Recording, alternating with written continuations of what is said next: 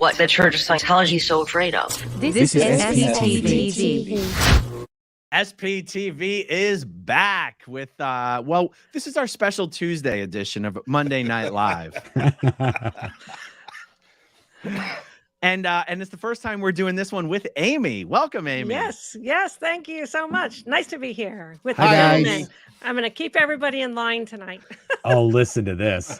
Like Claire does that when she's here. Mhm. Yeah. We let them think they do. Yes.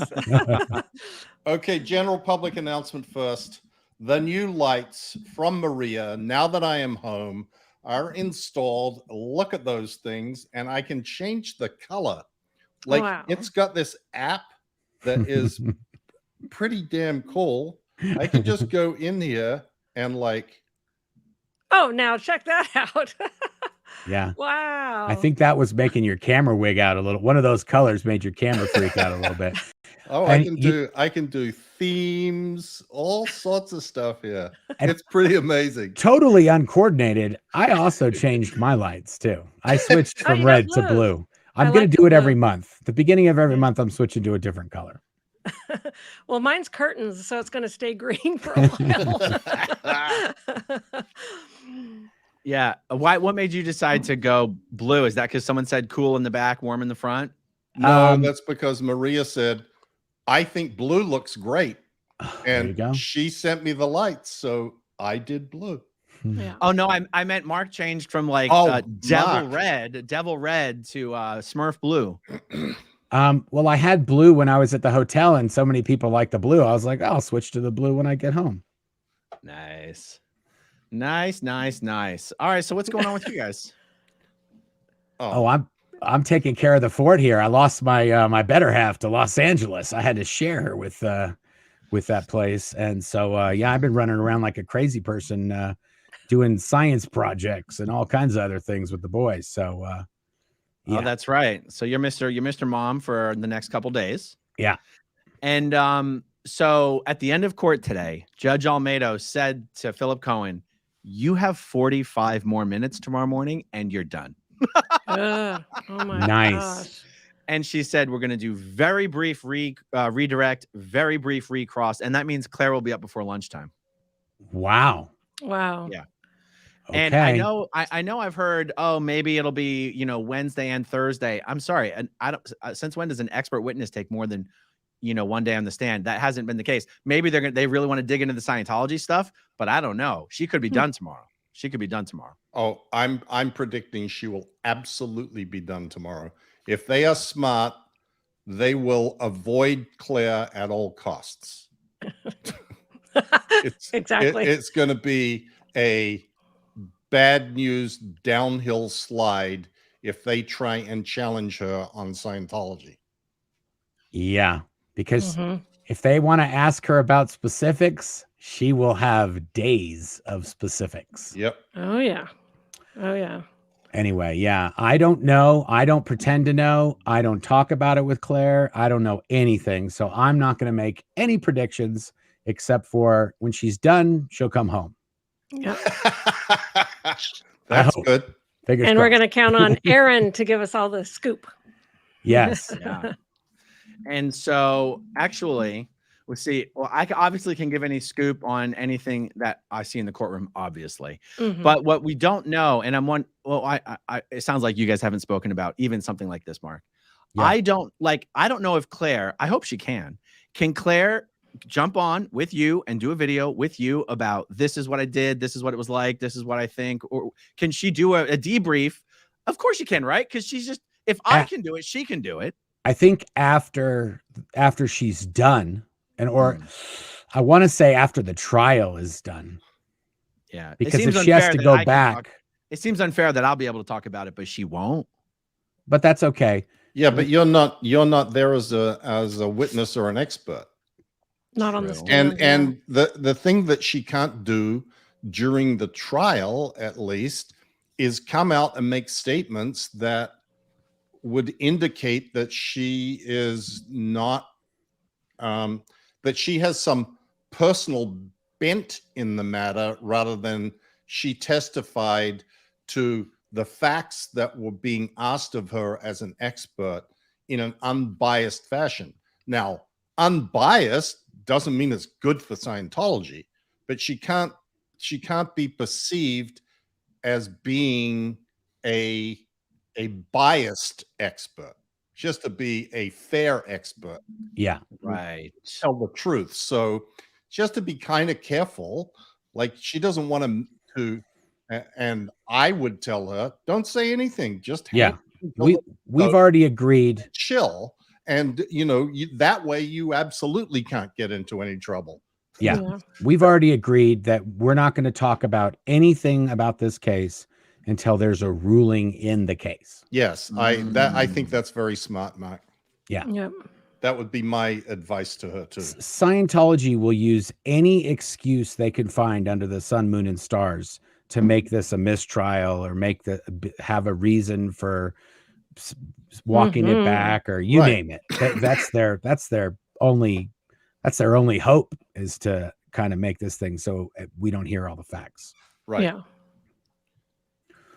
That's interesting. Okay. That is interesting. Let's see. I don't know. Do you guys have any questions for me about trial stuff, or do you just want to start answering questions? Well, I was just going to tell you guys, I did a video the other day about, after the video we did, Aaron, I talked about the kids making the e-meters. Yeah. I saw that. And I asked in the video, I said, hey, I know some of you kids are out there. If you guys are watching this video, reach out and give me the skinny. They did. And I have so much more information on what went down. And it's so much that I have to do a whole nother follow-up video. And but down to David Miscavige going to the ranch. He went to the ranch and he was doing an inspection. That's where they had all the kids that were the children of Sea Org members that worked at the Ent base. He went to the ranch and he asked somebody, what do you see? And the other person that was with him say, I just see a bunch of kids. He goes, I don't see any kids. I see a bunch of people that could be working on e-meters. Oh boy. Mm-hmm. And that's how they ended up at the Ent base, fixing and building e-meters. And we should audit him on some of those e-meters the kids built. Oh my goodness. Anyway, and then I got so much more information. And even how the backlog, because we used to have all these meters, and how the backlog was created by David Miscavige. Everything it's all him. And every path leads to David Miscavige. Mm-hmm. Yeah. So we're going to do a follow-up video. Hopefully I can do that tomorrow. But anyway, it was very crazy. And also I got reached out to some other people in relation to the e-meter, which I'm going to talk about in the video. And it is actually, I'm going to bring it up right now and ask Mike. Mike, do you know if there's any reason on why Scientology would send the e-meter to an engineering company to have it reverse engineered? The only reason I can think for that, Mark, is to figure out whether someone else is going to be able to do it and steal it. Okay. That was one of the reasons I had. The other reason was if they didn't pay the designers who designed it with the software and everything, if they didn't get all of the stuff and then they went to go build it somewhere else and they didn't have something they needed. Mm-hmm. Yeah, I agree. But that could be very likely. But I think the first reason is probably the most likely. You think so? Yeah. Yeah. Or the other thing was that one of the people that holds the patent on the e-meter is a gentleman who is arguably maybe technically the smartest person on that entire property. His name was Bruce Plotz, and he was a technician, and he was a mad genius in terms of. He still is. I love Bruce Plotz. My company I worked with him for years. Yeah, my company has hired him to do work for us because he's so genius. But he was one of the patent holders on the e-meter. No kidding. So, I never knew that. Yeah. If you look up the patent, his name is right there on it. Wow. So, go Bruce. I don't know if that's another reason why they needed to maybe change the design in a little bit of a way so that it wouldn't be under his patent. Bruce needs to get himself some of that Yeah, trust me. I'm investigating this fully to find out if Bruce has any do-re-mi coming in his way. Bruce has done the most amazing comments on my blog. Yeah, every time he comments on my blog, it's like one of those things, and you go, "Oh yeah, exactly." Yeah. What was your question, Aaron? Has anyone asked Bruce how he managed to get his name on a patent for the e-meter? That, I mean, he designed all the circuit boards that were used for anything in Scientology. Back in 1955? I mean, the e-meter's been around since... No. For the Mark Super 7. Yeah. Mark 7, the Quantum, all those. Yeah. I think, I want to say that Bruce was around since the Mark 6. Yeah, I'm sure it was. He was in LA before he came to the base, and he might have worked at Bridge on the Mark 6. I can find out from him, but either way, at least the Super 7, the Quantum, and the Mark 8, he would have been there for. Mm-hmm. But anyway. And they all went from the design of the Mark 5, which was, I don't know what you call it, solid state Mark, something like that. And then they got transistorized basically in circuit boards. And Bruce was the one that did the circuit board designs to replace the moving mechanical parts that were in the old Mark V e-meter. Yes. That's exactly right. Let me tell you, I'll tell you one thing about that whole time period. So when I was busted one of my millions of times from the Watchdog Committee, they put me on post. I was posted in gold as the circuit board assembly in charge, not knowing a single thing about electronics.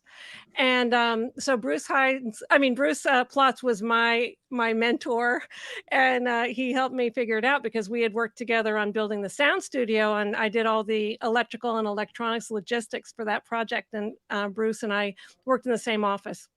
Anyway, so one time, I'll just tell this little tidbit, which is, we basically are soldering little, connections onto these circuit boards, and but Tom Cruise was going to come for a walkthrough of the property. So all of a sudden, like 50 people are added into the area where I worked, all put into uniforms that they didn't normally wear, and they come in here. I turn on this big wave soldering machine, which we never used, and we're like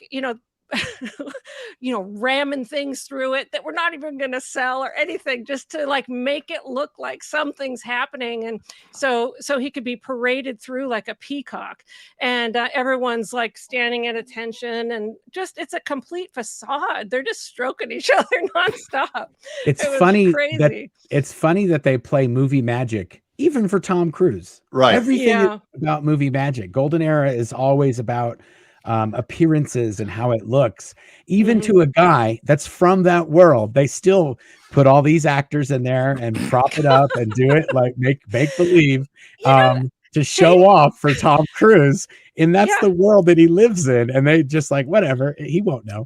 And then change your uniform and then go to the next department. I remember because I worked in manufacturing. There was so many times when, like, if who was it that came one time? Oh, it was when the Nightline, when that Ted Koppel show, we did the same thing for that. We had all these people from areas that ABC were not going to go to.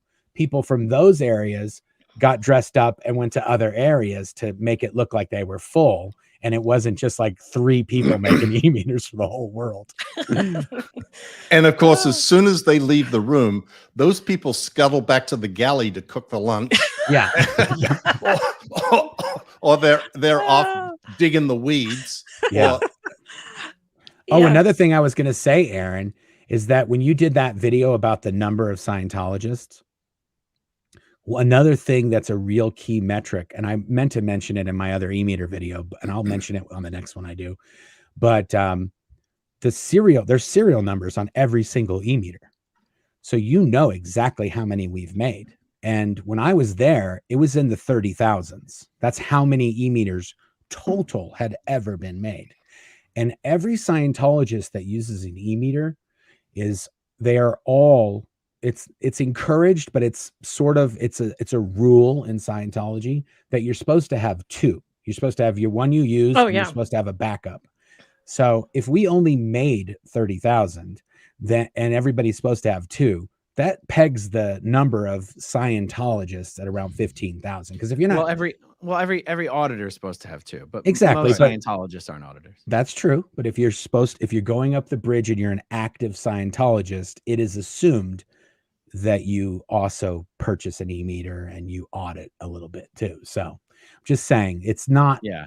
That was so. You know, what I want to do, and I just haven't taken the time.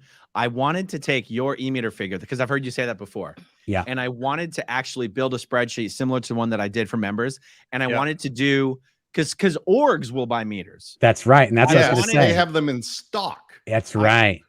The stock, but also not just stock in the bookstore. Like you've got your call meter, your exam meter, your academy meter, all that stuff, your DER review. And I wanted to do an estimate of how many e-meters are just baked into the infrastructure of Scientology, and then figure out how many more meters must have been purchased beyond that, and kind of back into what does it mean exactly? Like how does one number match up with the other number? And it's going to take some time. Totally. But it'll be Marc, fun. They also serial have numbers go from the Mark 5 to the Mark 6 to the Mark 7 to the no. Mark 8? Each one has its own separate set there's of 30,000 Mark 8. That was what you were saying, or 30,000 Mark 7. Well, yeah, this was Mark 7s when we were there, but I remember when they made the Mark 8s, they only made a fixed number, and even those, it wasn't a lot. It wasn't more than we had ever made of the Mark 7s, so it was a lesser number. Yeah. So either way, and the other thing I was going to say, Aaron, is even the LRH offices in all the orgs, they have an e-meter on the desk. Yes, that's exactly and right. they're usually a special planetary Decem version, like the metal plated versions. Yep. For like $20,000. Yeah. For L. Ron Hubbard. Can we go back to the putting on the show for Tom Cruise? Because these things shouldn't surprise me. Yeah. Sometimes it just hits you a little different. Here's the thing. I've always wondered, like, does Miscavige, and I feel like you've answered the question with your Tom Cruise story. When Miscavige is coming through the pack base and all the orgs drop everything and white glove everything and they stuff the course rooms, you have to go, Miscavige knows he's being lied to, right? And I guess there's a part of me that's like, well, maybe he doesn't. And then you're like, wait, he lies for Tom Cruise. He knows damn well everyone's lying for him. Mm-hmm. It's Well, like, what's the point of doing an inspection if all you're asking for is for everyone to lie to you? He does surprise inspections. Yeah. He likes to catch people off guard because he knows that people will try to pull the wool over his eyes. But there is another part to it too, Aaron. The very fact of him going around and being lied to and the course rooms being stuffed and et cetera, is everybody is in on it. And it reinforces this idea that within Scientology, we all do the wink, wink. We all know that it's bullshit, but we keep telling one another that it's really great, that everything is going wonderful. The orgs are full. We're clearing the planet. There's more demand for Scientology. And even that part of the charade plays into the bigger picture of the charade.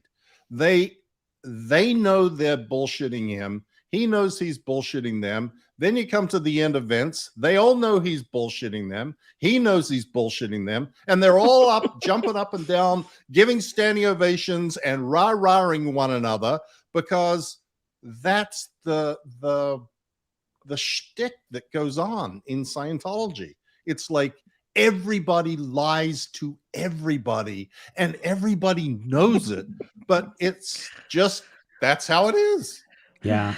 I think that might even be why it's so easy for them to lie to the media and to lie to the authorities and for them to lie to each other. It's sort of part of the culture that you fake it till you make it kind of thing. That is Scientology in a nutshell. They're all just faking it. There's no way you could watch these events, event after event and after event, and hear David Miscavige talking about the millions and millions of people that are getting into Scientology.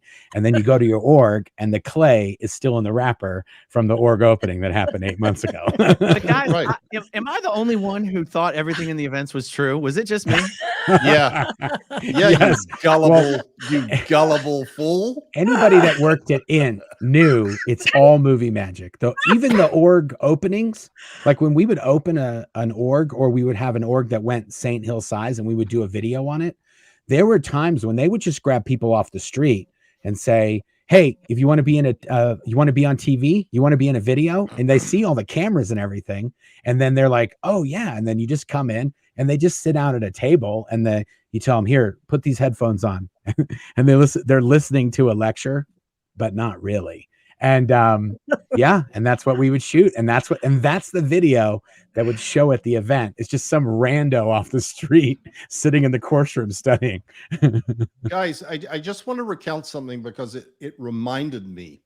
Shortly after the Berlin Wall fell, I went to Berlin with David Miscavige, Norman Starkey, Marc Jaeger, Guillaume Leserve to do an inspection. And we went to East Berlin. And it was like very soon, like maybe a month after the wall fell.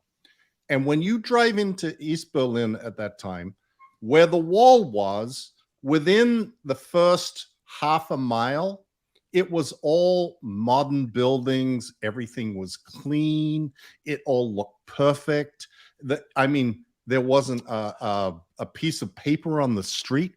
And we drove another mile into the places that you couldn't see from the west. The houses and the apartments, they still had bullet holes in them from World War II. Literally. It was just run down. The whole thing was a show. And it was a show to prove that their way, their system, their technology was superior, and demonstrate that to the West. And they did it with their athletes, and they did, it was all propped up bullshit to pretend and make them feel better about what they were doing. Like, yeah, see, look how superior we are. And that is a Scientology trait too. They love to tell themselves that they are incredibly superior to everybody else. Just look at all the stuff that we're doing. Look at the amazing accomplishments we have. Look at how we're clearing the planet. Our orgs are full, etc., etc., etc. It's just like East Germany. Wow. Incredible. Wow. That's a great story. I mean, how cool was it to be in East Germany like that? It was pretty cool. And it was very weird. Like it was like you went from West Berlin, which at the time was still like very enclosed and sort of an enclave that sat in the middle of East Germany. Big wall, but now the wall isn't there. We drove through Checkpoint Charlie, and it's still just like it was in the movies. The barbed wire, the big open stretch, the barbed wire, the guardhouses on either side, the people meeting in the middle of the bridge. It was it was kind of bizarre and kind of eye-opening to see how terrible the real state of the communist countries was. Just, it was crazy. Wow. Yeah. Amazing. And they drove these little Trabant cars that were like little 2-cylinder, pumping out diesel fumes, 14 horsepower. It was a weird place. Guys, there's a comment that keeps catching my eye that I just want to throw up here because it's kind of cracking me up. Can we talk about how Giovanni Ribisi is in a show about Waco called The Aftermath? What? No. It's called Really Waco. is? It's called Waco, The Aftermath. Oh, I watched Wow. that show. I didn't realize Giovanni Ribisi was in that. Well, I don't know. Oh, no, he that is. must be another one that I watched, the documentary one. Yeah. Anyway, That's a little crazy. That is crazy. Also, Mike, I do have to show this. A Trabant is 25.8 horsepower. Oh, sorry. somebody got Oh, I love our in there. audience. A Trabant expert was like, "What? That's What did I say? horsepower." 14? 15. Yeah, well, I was Can't get away with. I was dissing them badly. Yeah. We got some really eagle eyes in here tonight. Yeah. Can't get away with anything. Are you guys ready to do some questions? We're already up to 50 questions and we already have 30. I'm telling you, Aaron, I remember the good old days. We would literally jump up and down if we had 2,500 people in the chat, and we're only a few minutes in and we got 3,400 in here right now. So can you remind me what our record was last time? It was I think it was 4,600 and something. 46 or something. Yeah. Wow, you got a 46. 46. Yeah. That's amazing. Well, we should have everybody get on 4 different devices so that every single one of our channels is being watched at the same time. Hold on. Amy, you don't need 4 different devices. You can just open 4 different browser tabs. Sounded more dramatic. But let's see. Do we have any giveaways that we're going to do this time? We forgot to organize that. I can give away one of my books, Scientology Abuse at the Top. Okay. Because How about we give away 4 of them? Sure, we can. Well, she's trying to sell them. She's trying to sell them. What about Mike's book? This is promo cost. Yeah, Mike, you got a book? I have a book. Oh. Mark has a book. I tell you what, I got do. a book. Yeah. At the end, I will give away a signed book. There you go. Okay, good. Yes. You can send me what you want me to say in it. Awesome. Yes. This is not a giveaway, but I did want to show it off because I was just sent it today from Marilyn Honig. This is a volcano with body thetans coming out of it. And this is a soul catching device right here at the top. Don't get too close to it. This is no, these are tasty. So that's a you want to call it a BT catcher? No, it has a name. Soul It's called Volcano Body Thetans and Soul Catcher. That is the actual proper nomenclature per the OT3 South Park. This is actually very close. I think South Park is the template for all of these. Whatever was in South Park is what gets so guys that reminds me, brings up an important question here. Is a BT if it's not stuck to a B? Oh, I think it is. Yes, it is. So the BTs can be blowing in the solar winds and they're still BTs. It's like a tadpole. It's still a frog, but it's a tadpole right now. Oh my God. Yeah, exactly. I love it. That's the perfect analogy. You know, the best part is we were arguing about something about this the other day, and somebody was like, why are we arguing over the facts of it? Isn't this all bullshit? Yes. It's like, yeah, that's a good point. Well, we're sort of arguing. It's expensive bullshit, though. Exactly. Very. We need to be technically correct when we talk about this bullshit. Yeah. All right, so let's see. We got Stephanie Sandoval. Thank you for the super sticker, Stephanie Sandoval. Jerry Nodine, aka Sarasota Jerry. Hi, everyone. Amy, I enjoyed your video of your testimony. Thanks. SPTV rocks. Yeah, thank you. Amy, I got to tell you, you got the Christian market cornered for SPTV. That is for sure. Woo! Yeah. I have a lot of people writing to me and contacting me, and I love it, and I welcome it. I think it's great because anytime anyone asks us about our religious beliefs, we don't have anything good to say.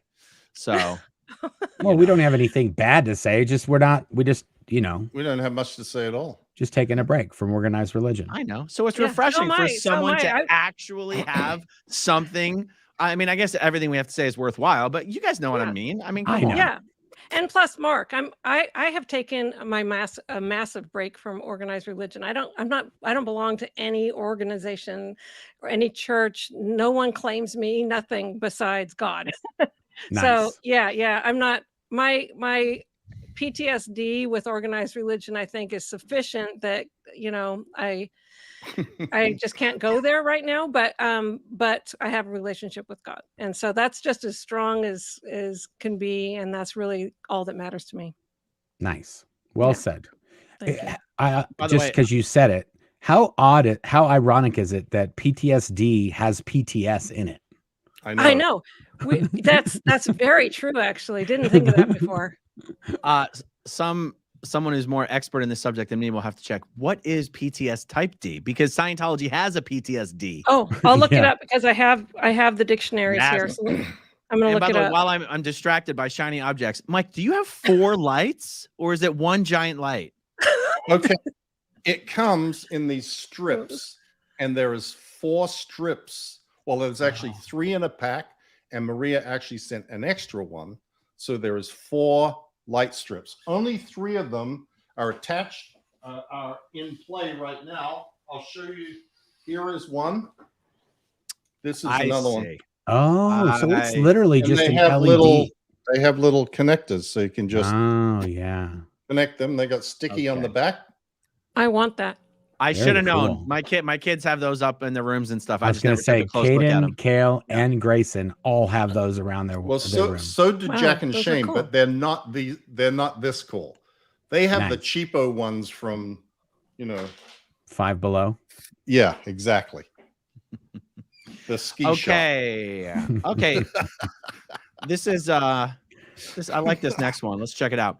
Mike, Aaron, any theory on why L. Ron Hubbard preferred a camper in his late years instead of the open sea or South America? With the latter, he could have ruled over more disciples directly, face to face. From Fabian and Deal. What's your thoughts on this, Mike?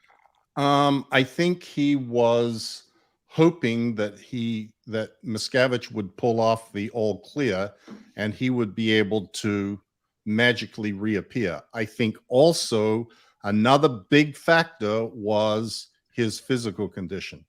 He wanted to have Gene Denk on hand and available to him at all times. That was the only doctor that he trusted to deal with him in any way, shape, or form. I think that he was worried that if he left the US, he may never get back or would get caught on the way out. I think there was a lot of factors, but also I think that he, despite his claims to all-knowing, all-seeing omnipotence, he didn't think things through very well. Like, he did things that were not that smart in some cases. And, I think he just kind of went with the flow. We're rushing out of here in the middle of the night because I heard that Mike and Kimmer Douglas blew from the X apartment. So we got to get away because they might have gone straight to the FBI. And he just jumps in a car and the getaway car waiting and drives to Newport Beach and then goes, now what? Oh, Pat, we need to buy a mobile home so we can go. We need to be on the road. So, a suitcase full of cash shows up.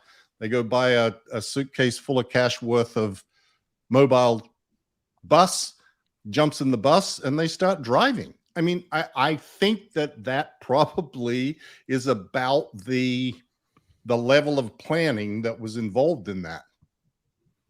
Yeah. When you talk about him not thinking things through, it has always occurred to me how silly it was that L. Ron Hubbard essentially, during those exile years, put himself in a situation where he could be so manipulated through information control. And I was like, what? That seems common sense to me. This guy's supposed to be brilliant. He's letting himself be poisoned with false reports about people who are really loyal to him. I'm like, that sounds stupid. Yeah. And he's the guy that invented the data series. Right. I don't know if this is broad public, information, but when we were at the Ent base and they were doing these seances in the hole where all the Ent executives were confessing to their crimes on a regular basis, one of the times that I was in one of these meetings, a bunch of people started saying how the stats that L. Ron Hubbard based the birthday game issue on were false reported to him. Those stats never actually took place. And people started saying that Marc Yeager and Guillaume were confessing that these statistics that they reported up to L. Ron Hubbard were fake stats, and they never actually occurred. And then L. Ron Hubbard then wrote the birthday game issue based on those false stats. Wait, were Marc and Guillaume at Old St. Hill? No, but in order for that issue to be written, someone had to go back and find out what the stats were at Old St. Hill in order for the new game for Hubbard to be able to lay out this game. And they couldn't say 0. They couldn't say that there were only 15 students on the briefing course, or that the GI was just $20,000 a week, or that there were 17 new starts in a month. They had to come up with numbers that sounded impressive, because Ron ran Old St. Hill and claimed that it was the largest, biggest, most kick-ass, etc., blah, blah, blah. And so they had to come up with numbers that would satisfy that. And that's what they did. So that's the callback to this fake make-believe. Everything's make-believe. Everyone's lying to each other. But that's not the punchline. The punchline was that when everybody was confessing these things to David Miscavige, like, oh, this is the big crime that everyone's confessing, he was like, ho hum. He's like, yeah, I already knew that. I've known that for years. Like, tell me something I don't know. And I was in the meeting. I was I was from gold. So I didn't know any of this stuff, but I'm sitting there in the meeting going, wait a minute. The birthday game was based on bullshit. And it was not only bullshit, but LRH was basically believing that these things happened, even though he was there and he knew they didn't happen. Well, that's where I was going to go with this. Is I go, we can say Marc and Guillaume lied to LRH, but I go, LRH was there at the time. Exactly. How could he either not remember? He wasn't supposed to keep track of that sort of minutia. You are so amazing, sir. Anyway, it was like the Matrix. It was like, what?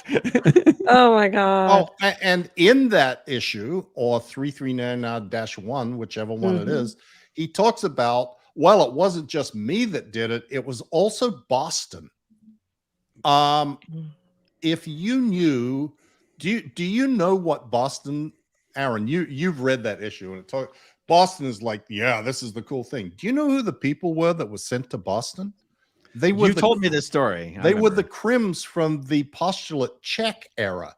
Alex Sibursky, Kerry Gleason, Bill Franks. I mean, these guys that had been brought to the Apollo because they had been false reporting the GI in LA $200,000 a week by getting people to write postulate checks.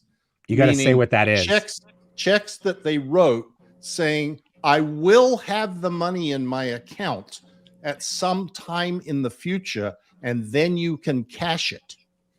And they were taking those checks and counting them as the gross income. It's like a hopeful. When this all happened, they were all brought to the Apollo, and Hubbard convened a committee of evidence on them with the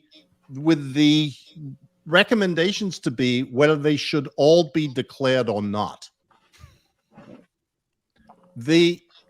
As I recall, the Kamev said they should all be declared, and Hubbard mitigated it and said, if you go I'm going to send you guys to Boston, and if you get 2% of the population of Boston into the central files, you will not be declared.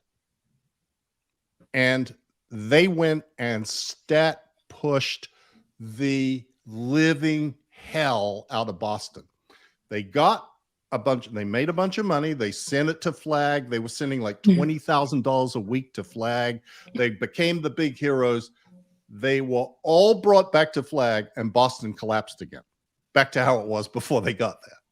Right. And that was the great success story. And St. Hill collapsed. Yep. Yeah. That's why all of this stuff about Scientology, that they actually believe that they're expanding, and 5.4x and all these things, it's all made up. Even All the of it. success stories are all based on lies. It's just literally, it's all made up. It's all reports, false reports. I mean, There's also this massive lie that I'm going to probably do YouTube about tomorrow or the day after about Miscavige. Like this thing came up, it was his birthday on Mike, Sunday. real quick. When you start talking, I'm hearing audio problems. Who's not wearing earphones? Not me. I'm wearing earphones. I'm wearing them. I'm wearing them. Do you guys hear the echo? It's No. like a buzz. And an echo. I don't hear the echo, but I hear the buzz. Okay, I guess we'll worry about it. Keep telling your story, Mike.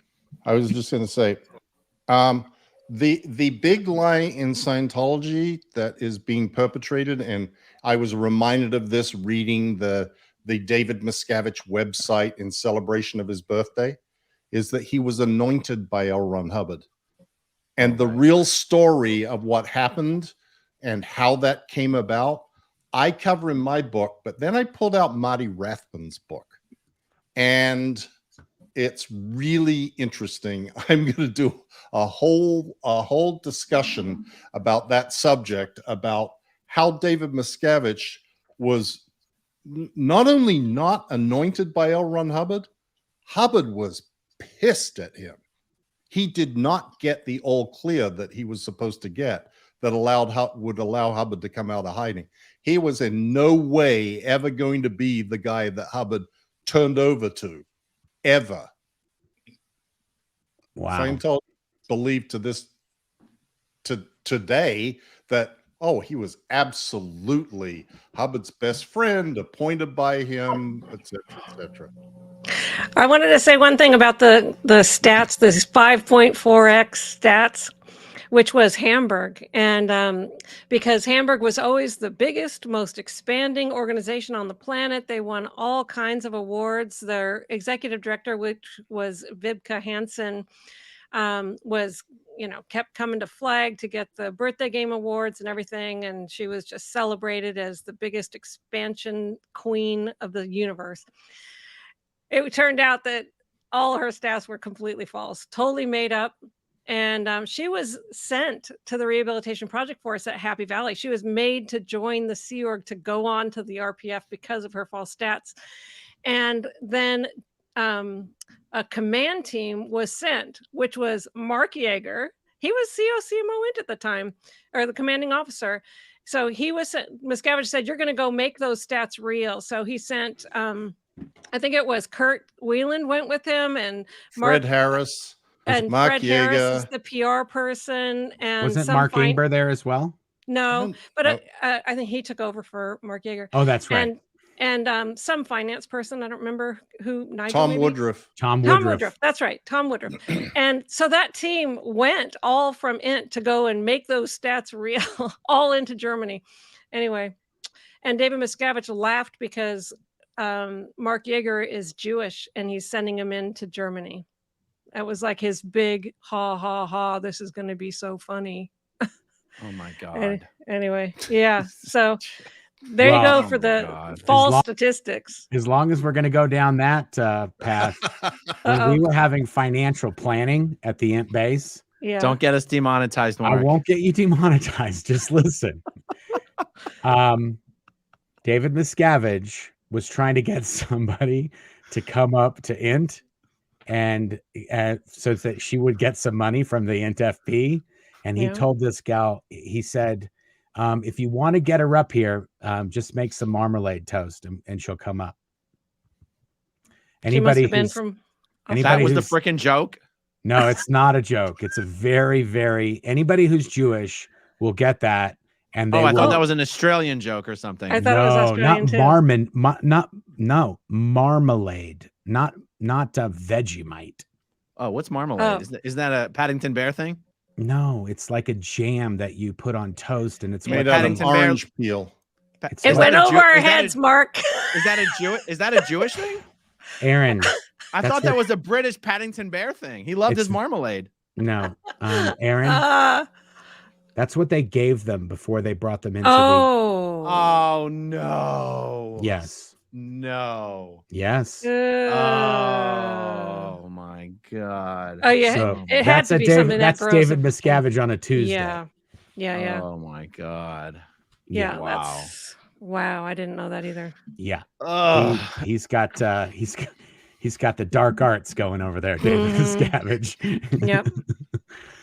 Wait, hold on. Please tell me Paddington Bear did not love marmalade, okay? I think what? Paddington Bear liked honey, you maniac. No, that's Winnie the Pooh Bear. Oh, I don't even know. I don't know who this Winnie the Paddington Pooh. character is. Yeah, you were in the Sea Org when you should have been watching Winnie the Pooh. Yeah. I don't know what's going on. Wow. Anyway, yeah, he's cold-hearted, this guy. Yeah, that's Yeah. serious. That was probably the longest answer to a question. I don't remember what the question was. I don't know. There was no was. question Hey, pending. Did you still want to know what PTS type D is? No, Yes, let's go on to the next yes, question. go, We have PTSD. 77 questions. You got Oh, somewhere okay. to be? Okay. What's can- PTS type D? I want to know. Okay. So I'm going to read it. I'm going to read it here. So it says responsible for condition cases. Okay. So it says they've been traced back to other causes for their condition too often to be acceptable. And then it goes on and on about somebody else being responsible for their condition. That's what Apostate Alex was kicked out for, being PTSD. PTS type D. Really? No, you seriously. Yeah. No, that's Yeah. that's Well, stuff is crazy. Yeah. Okay, cool. So let's see. Let's just go through this stuff here, guys. Kat and Maggie says, just some money for your trip to Kohl's, the other French dip place. I had no idea it would become such a thing. Mark, you have your crackers. I have my French dip sandwiches. Yeah. So what are your people now? French dippers? Yeah, I guess. You know, I have to tell you this. Somebody French sent me dippers. a giant box of like a variety pack of crackers. It just showed up in the mail. Amazing. What's the also, deal with the French dip, Aaron? Well, everyone was asking me, hey, you got to go to Felipe's and get a French dip sandwich. And I said, I don't know. I said, it's Felipe's. I said, I got no idea what a French dip sandwich is. And everyone's been sending me super chats to go get a French dip sandwich. Did you ask him at Philippe's how to pronounce it? He didn't go there yet. I know someone who knows one of the owners, and they say, look. The owners don't say Philippe's, even though that's the correct pronunciation. Philippe's is the correct pronunciation, but it's not how they say it. They say and Aaron Felipe's. did go. I have photo evidence. Oh, you did? I went last night. It was delicious. Yeah. So I mean, it's a bit of a weird place. It's not like it is a bit of a weird place. I didn't know what was going on. I was like, is there a line? Yeah. I don't. Oh, so you've been there, Mike? Oh yeah. I mean, anybody that's ever spent time in LA has been there. You got to go. Okay. It's like going there on Cantors, and there's a few places you got to go in LA. Yeah. Kohl's, we shot the film TR1. We shot that at Kohl's. Oh, really? Yeah. So Kohl's is the other one I told you about, Aaron. And that's only like 3 blocks away. So I'll go there tomorrow. Yeah. We shot a Scientology film there. Yeah. The pantry. All right. Rachel Harmon says, Mike t-shirts, front, blah, blah, blah, back, etc., etc. Okay. R.R. Smith says, if Skippy is Methodist, then his congregation will be asking why he would wear a priest habit. Really? So it's all a show. The guy's just putting on a show. Yeah. The guy's a complete fraud. Also, there's a bunch of other comments about exactly which group he's part of and who to talk to. There's a lot of people in here who are lighting him up in here. Aaron, he has been around for 25 years. Like he was around. He was one of those names that came up back when I was in OSA. He was one of Heber's buddies that, Skip LaRoe, will get him to go to the United Nations. Skip LaRoe, will get him to do blah. Skip LaRoe, we're getting him to write a letter. I mean, he was like, makes me sick. So when Skip says to the judge, I've got no affiliation with Scientology, it's just a blatant lie, right? Just oh my gosh. I hope complete. I hope the judge finds out that he's a liar. He's like at this point, I don't know that she would care because he's just there watching. He's not there to do anything. You know what I mean? Yeah. Yeah. Amy, your volume got like 10 times louder. Did anyone else notice that? Yeah. Mm-hmm. You you have that little thing, the little touchpad. There you go. Just keep talking. All right, we got another funny one here. Kakatogi Road. Mike and Amy, I have a fever, and the only cure is more crazy Bill Robertson stories. Don't leave me hanging in a bad way. Oh my goodness. I'm not sure if I can think of one off the top of my head. Oh, I think they're saying in your live streams. What do you have? Thursdays with Amy? When do you do your Amy videos? Yeah. That's Thursdays with Amy. Yeah. Thursdays Amy and with Mike on Amy. Thursdays. Yes. Nice. 7 p.m. Eastern. That's so cool. I love it. I love it. We're filling up the SPTV programming here. By the way, have you guys seen Nora Ames has been rocking and rolling? She's been putting up content every day. Have you guys noticed? Yeah, and so is Kelly Copter. Kelly Copter is It's really blitzing fantastic. it, man. Yeah. Cool stuff. Oh, you know what? There's two other Vanessa LaRose and her friend. Oh, it's on the tip of my tongue. They started a channel too. I think it's called Degraded Daughters. Right? Oh my that goodness. is not an adult themed channel. Okay. They gotta work on that name though. I don't know. Hold on. I swear to God, I got it right. Hold on. I'm looking it up right now. There we go. Oh, Alyssa Hoy is the other Alyssa of Degraded Daughters. Yeah, Degraded Daughters. Okay. Yikes. Anyway, I think Vanessa lives out here in LA. Anyhow, I'm just mentioning it because they've been putting up stuff, but I haven't seen it promoted anywhere. So, all right, let's see. Johanna Knott. It's not Joanna, it's Johanna, right? Johanna Knott. Mark, the blue in the background is music for the masses. Sky blue, love it. I don't know what that means. It's a Depeche Mode album, and it sure is. Thank you, Johanna. I knew that when I did it. Thank you. Nice. Jacob Harkey, where were each of you on the bridge at the time that you joined the Sea Org? Nowhere. I just done the Pure. Mike? Michael? I'd had some quickie grades. Okay. I had attested to natural clear as a 15-year-old. Not even last life clear, but natural clear. Natural clear. That's an all-time, all life clear. Because they told me that my tone arm was always floating. Oh my God. Oh the more important question is, where was I on the bridge when I left? Also nowhere. 15 years and I got nowhere. Totally. Good job, Marc. Yeah. Well, the only way I did up to OT7 is because I went to the rehabilitation project force and had to do my OT levels on it. Oh my goodness. Mm-hmm. Who's going to write the ultimate SP Scientology to English language dictionary for the merch shop? I'd buy it. Oh, yikes. Not me. Not me. Not it. Not it. Do you know who's been doing something like that? I do, but you tell me. Leah herself. Oh, I was going to say Claire's been doing the same thing. She showed me what she's got. I don't know how you're ever going to complete this, but she's been putting in a lot of time on it. Her and Claire should make that a project. There you go. Okay, so Brian Willett says, has to be something Scientology does for good. Ideas? Not burning down or not chopping down forests to make the promo that they send out that people just throw away. I mean, the only good thing that comes to mind is they're like, drugs are bad. Okay. Drugs They do rehab a lot of old properties, like maybe properties that are old. They kind of fix them up and renovate them, and then they just leave them empty so they don't get torn down. The problem is that all the good stuff they do, it comes is being done for self-serving reasons. So you have to really focus in on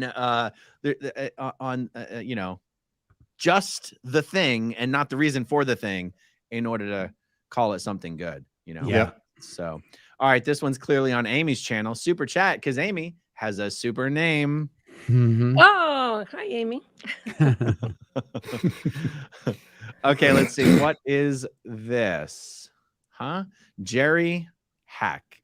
Hello, all. Starting a podcast in September. Chris Shelton has agreed to appear to talk about his book, Scientology A to Z New.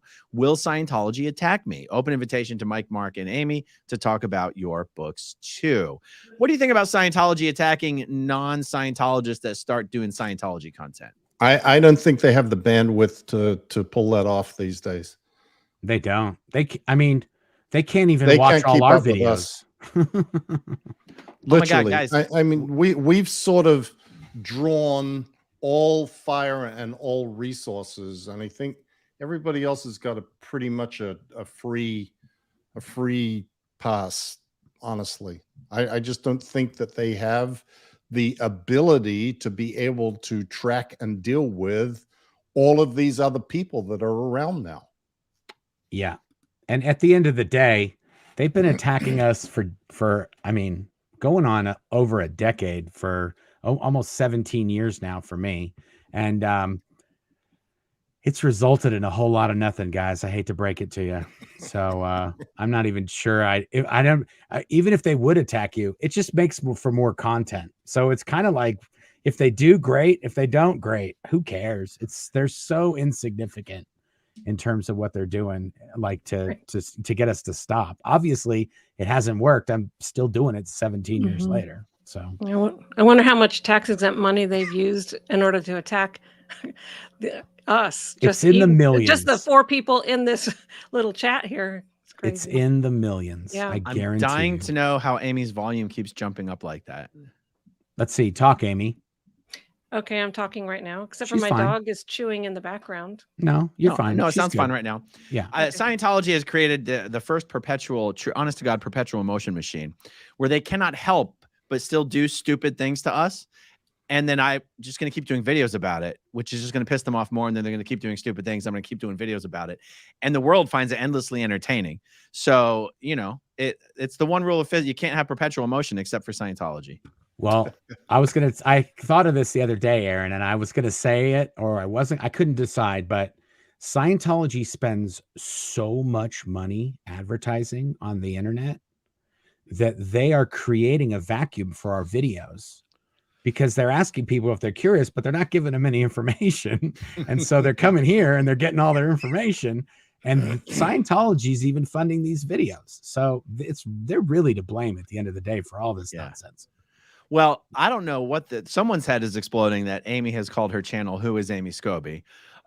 Because Scientology spends a lot of money promoting their hate site called Who is Amy Scobee? Yeah. And now Amy Scobee's channel is probably competing with the top search results for that, I'm guessing. Yes.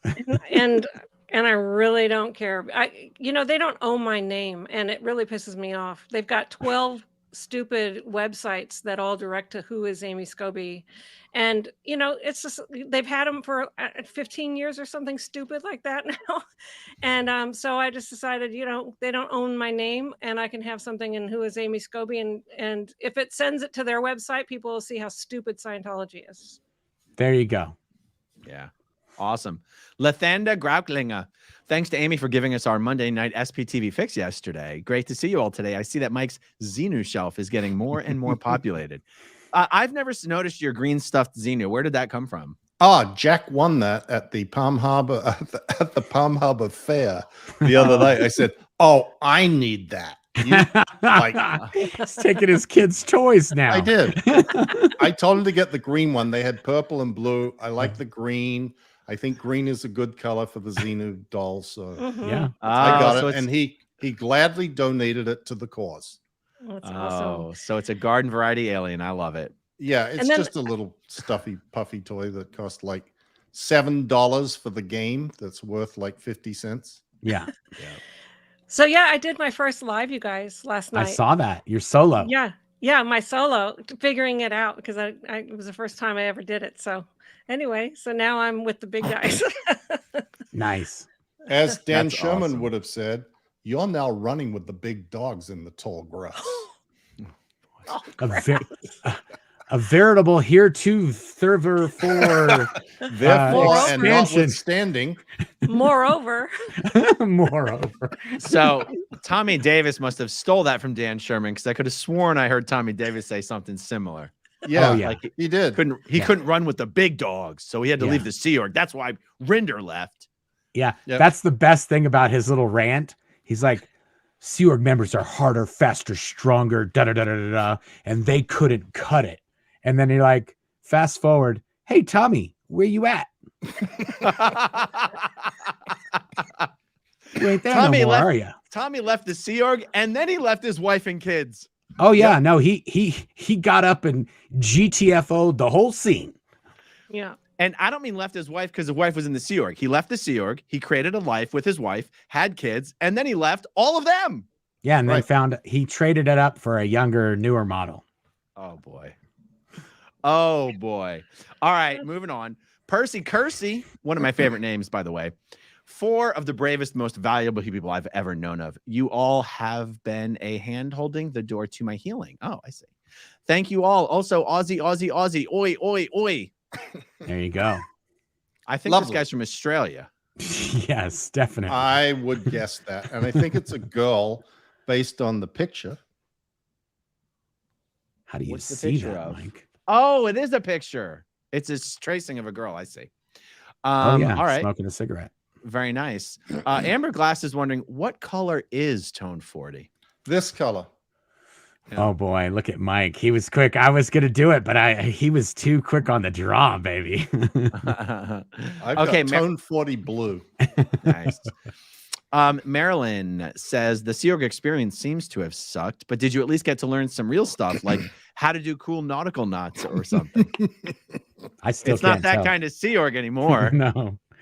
Although I we did did, learn how to do some nautical knots. yeah, on the EPF you're supposed to do some of that stuff, but they don't put a lot of attention on it.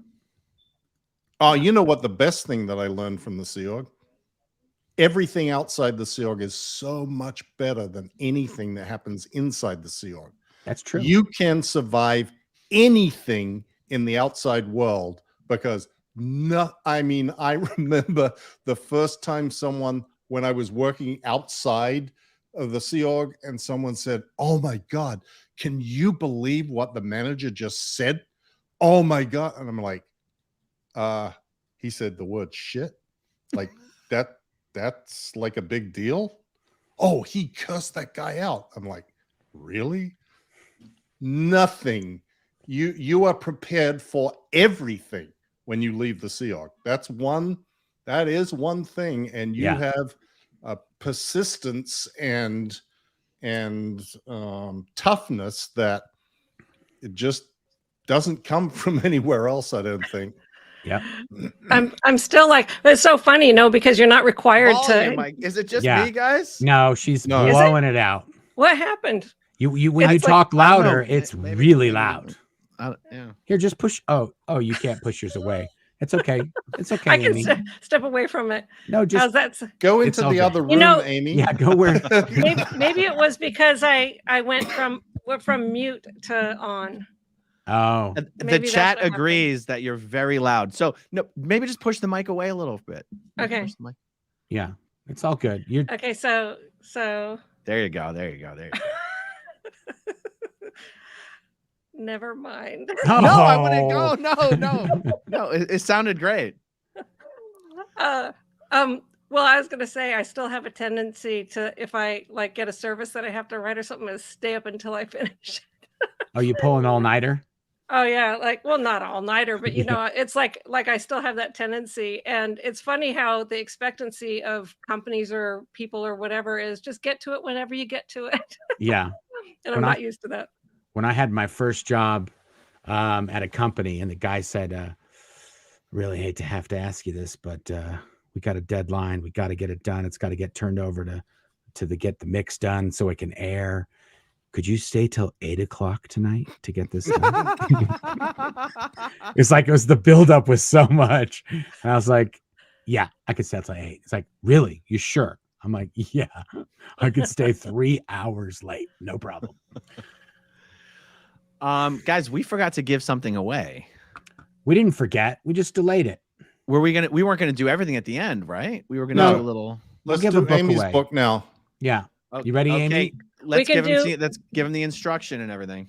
Okay. So what I'm gonna do is I'm gonna count down from 5. So everyone needs to be jumping on get- that. Yeah, you got to give them Yeah. a chance. Some people are watching on TV. 27% of my viewers watch on TVs. I Okay. don't know how many watch on your channel, Aaron, but so they got to get to a place where they can get ready to type. And then once people get mobilized, so you can get into the chat. And then now, Amy, they're there. Yeah. You can see the chat is just blazing up. Now Okay, good. you can do Okay, your so- countdown. Do you know oh yeah, it is happening here. Okay, so me, book, me. okay, so Mike, I'm gonna count 5, 4, 3, 2, 1, and I'm clicking. Book me. AM Creek 3. Book me.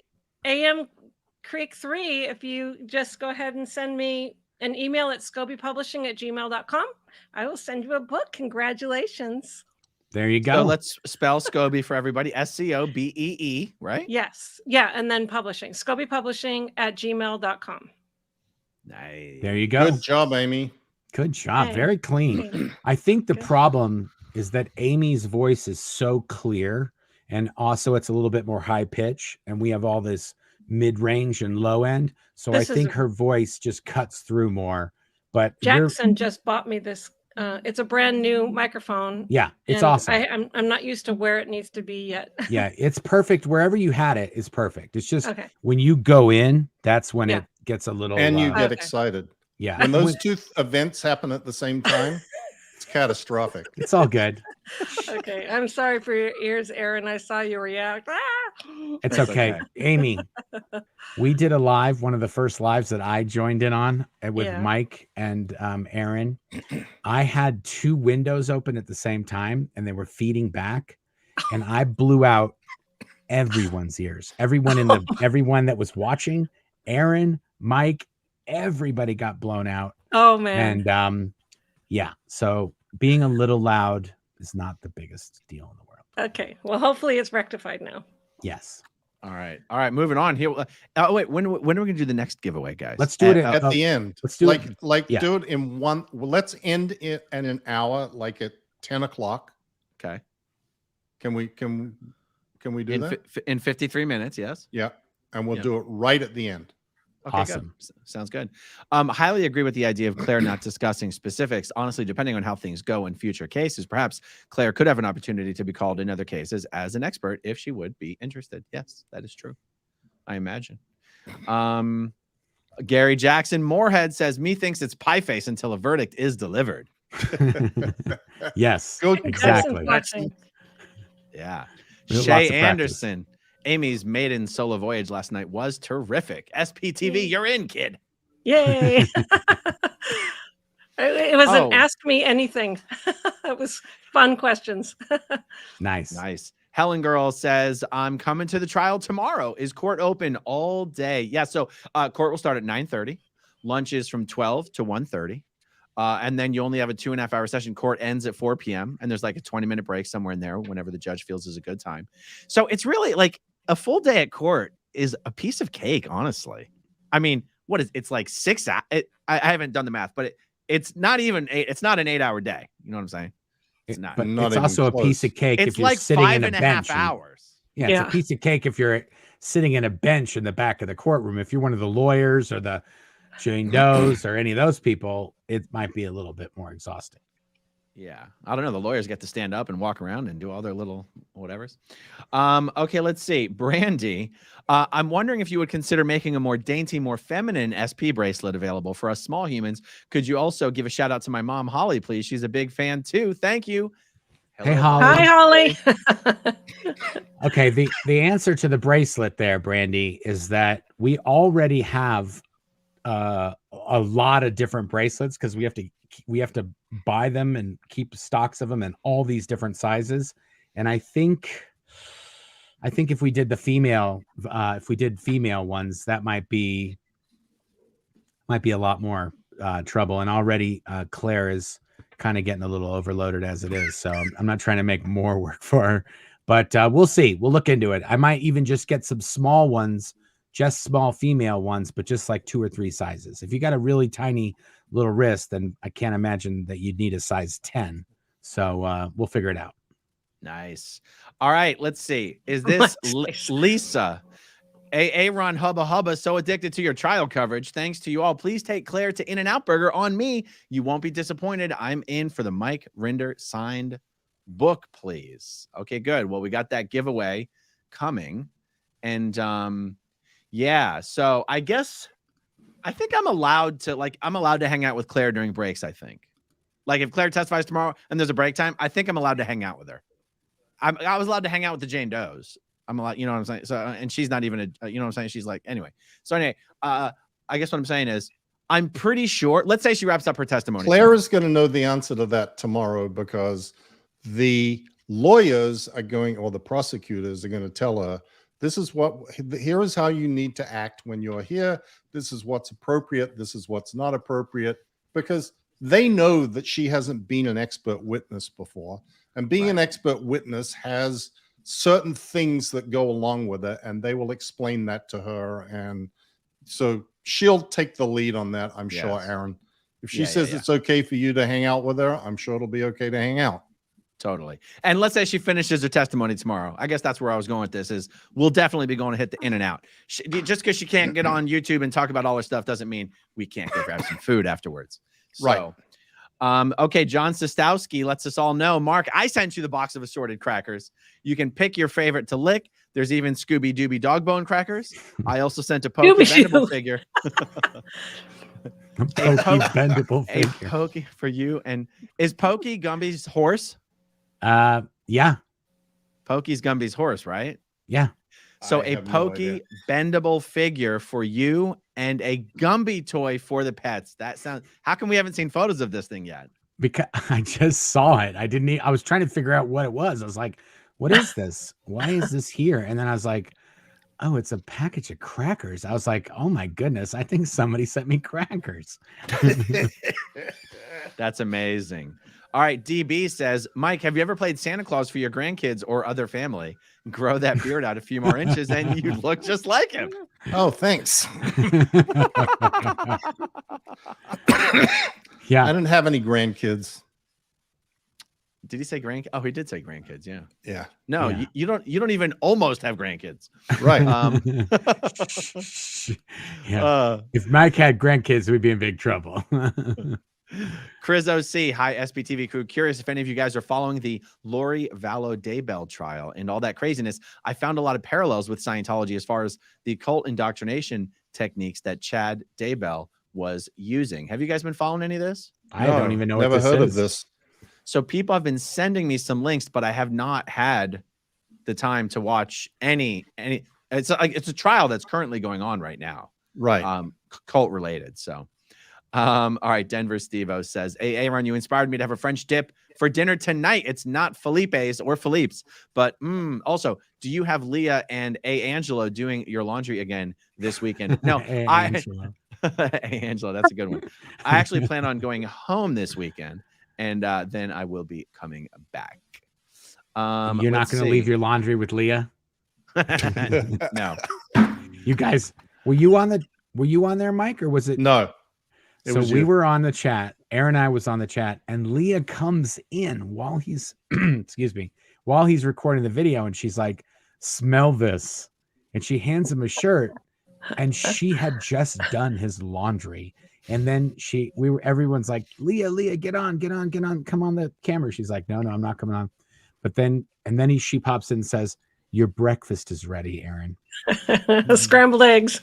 Yeah, I was like, "You have got to be kidding me right now." Okay. She said that Angela was teasing her, and then he's like, no, go in, bring him the food on camera. Keep bringing him food items. And she's like, I didn't want to interrupt the stream. He's like, it would have been so funny. Speaking of Leah coming on camera, she said she would come on if we asked her, but guess what happened yesterday?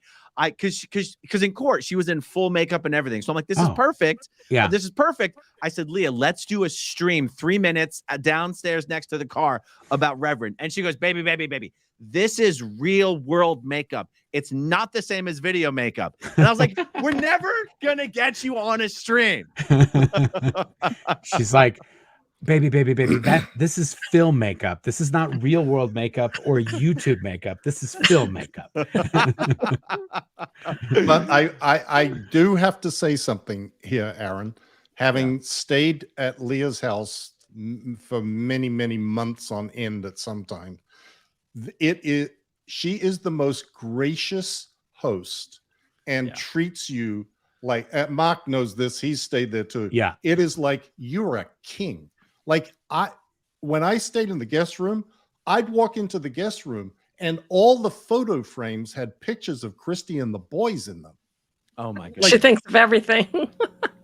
Also, like, the stuff that was set up in the bathroom was the things that I use, like my toiletries, and like it's beyond the beyond. Yeah. No, it was great. Have you been in that pantry?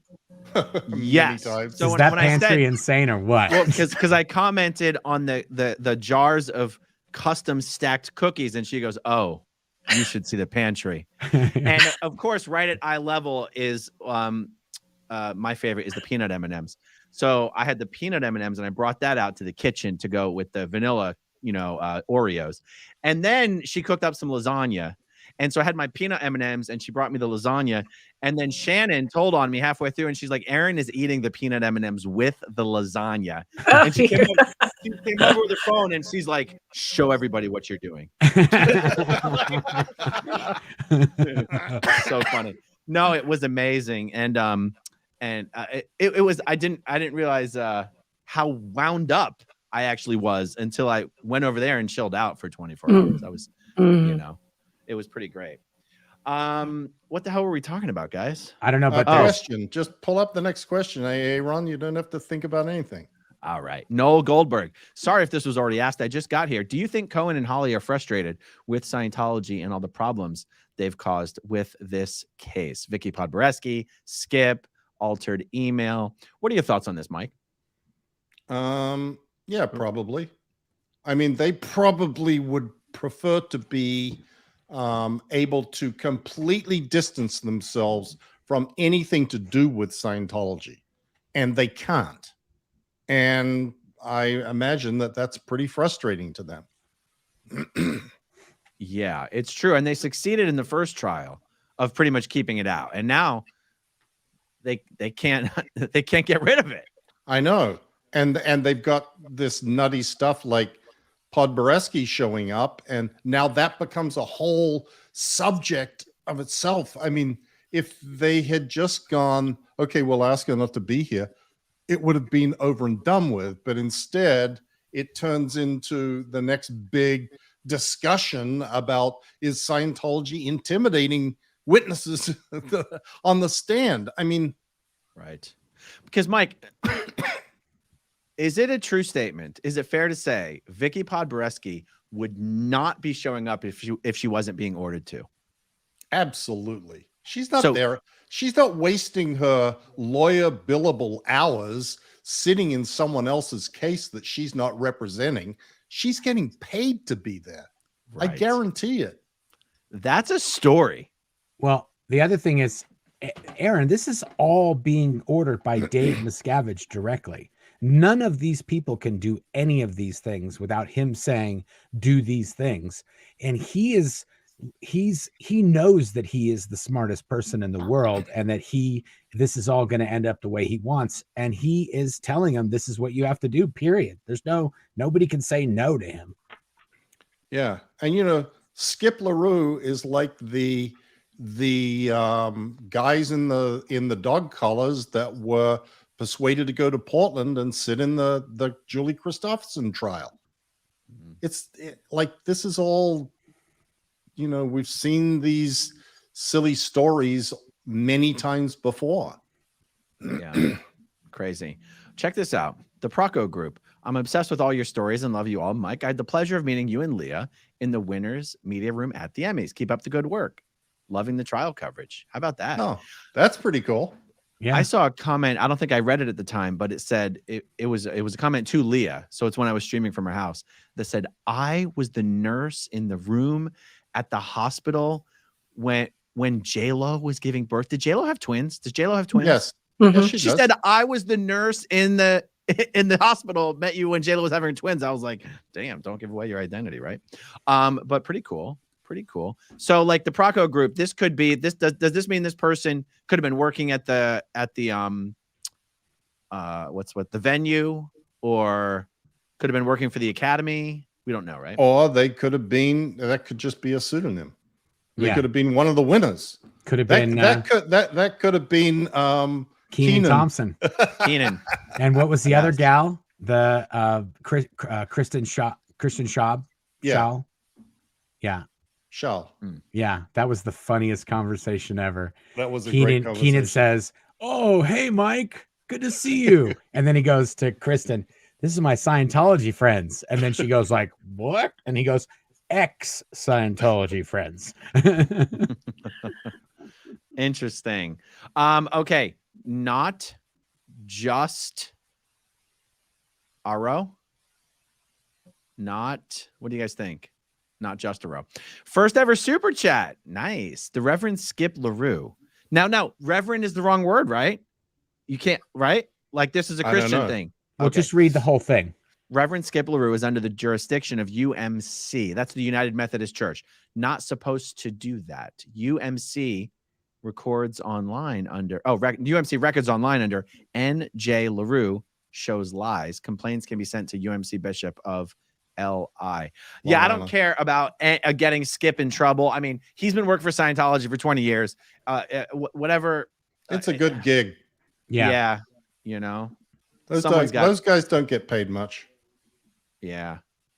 Okay. This question comes up every now and then. Rebecca Dunbar. Has David Miscavige created personal wealth from Scientology? If the Scientology capitulated tomorrow, would David Miscavige have millions in the bank, or would it be flipping burgers at Macca's? Much love from Australia. Is Macca's an Australia thing? It's McDonald's. Dude. McDonald's. Oh, Macca's.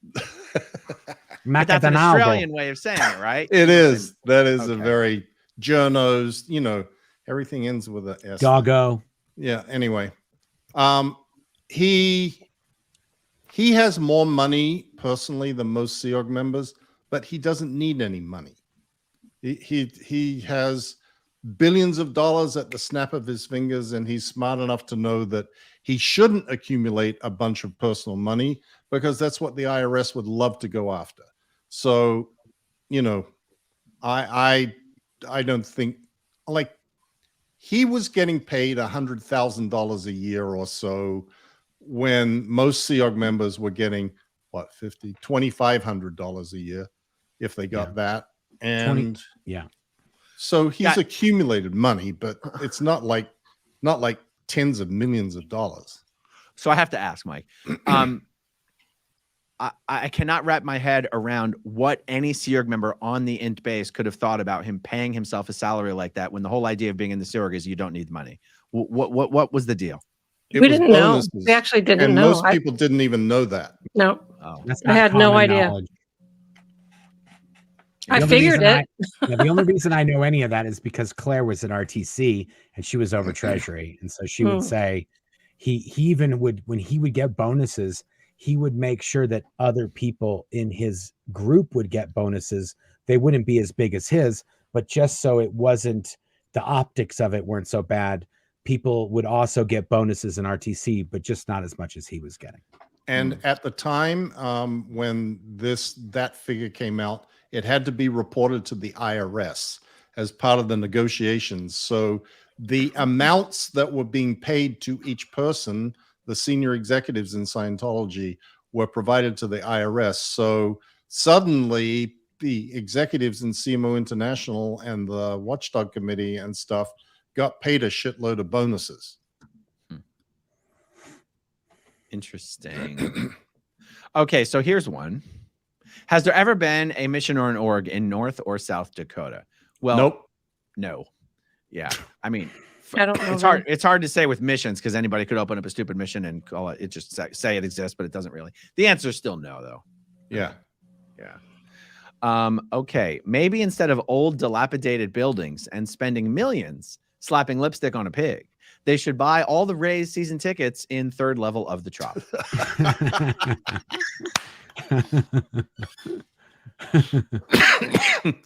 That's wonderful. What would they do with them? Give them away. Give them to people. Yeah. Okay. Jacqueline R17.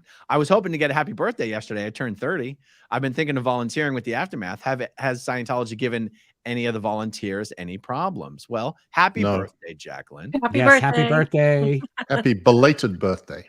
Yes.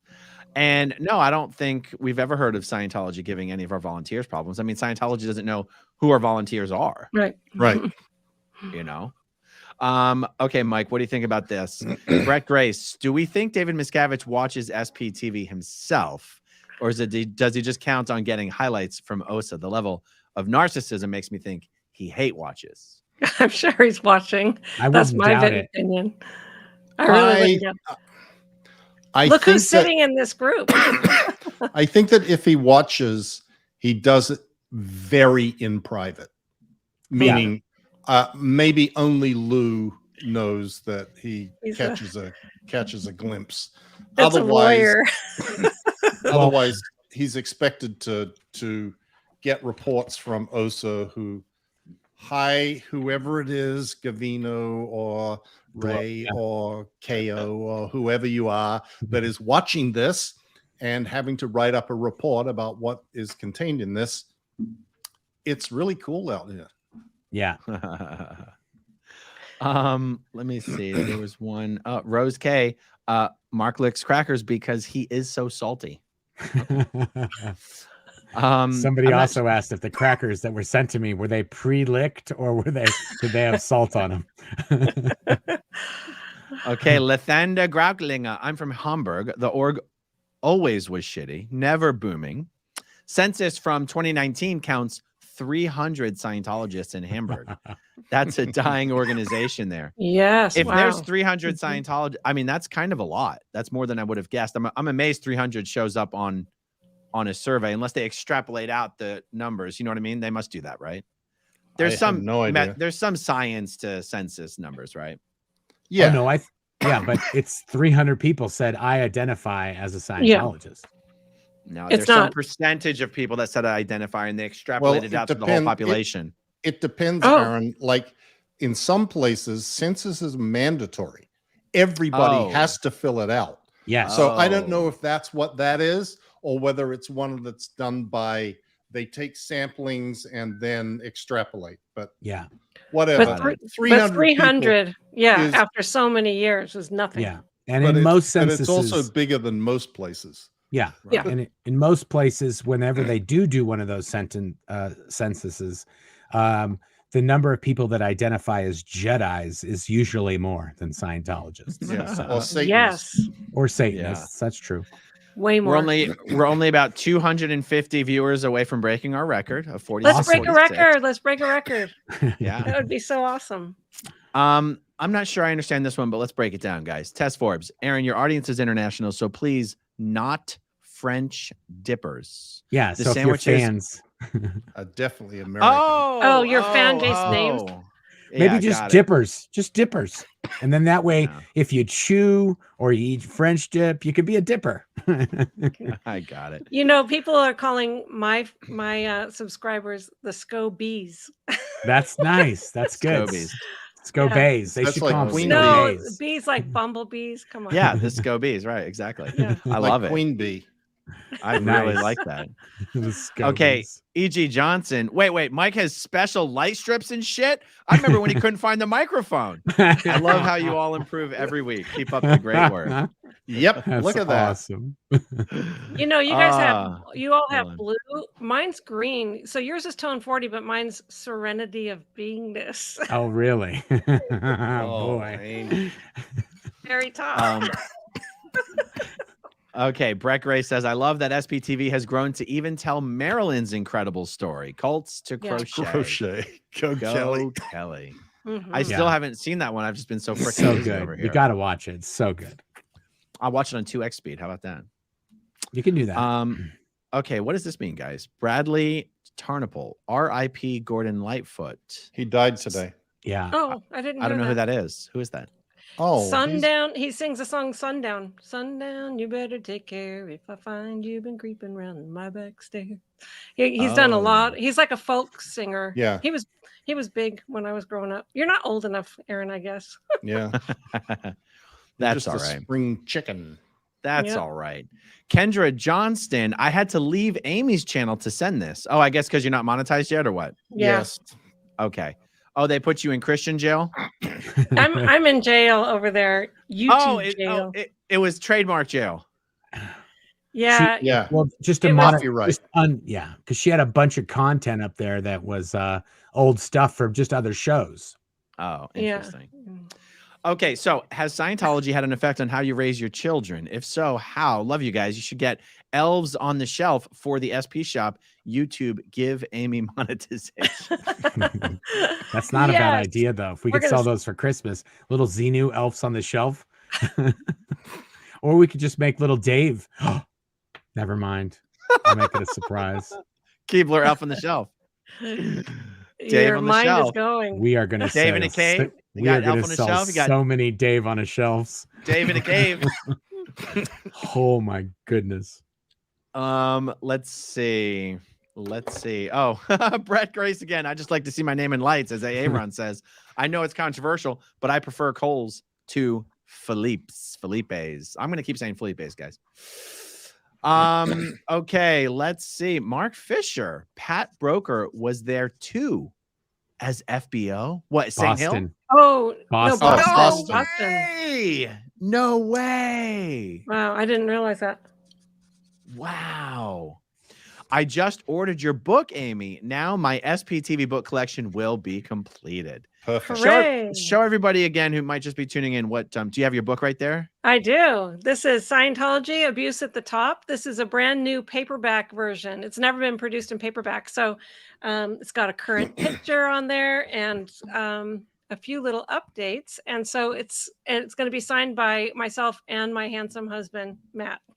Nice. Nice. Did any other SPs help you in the creation of that book, Amy?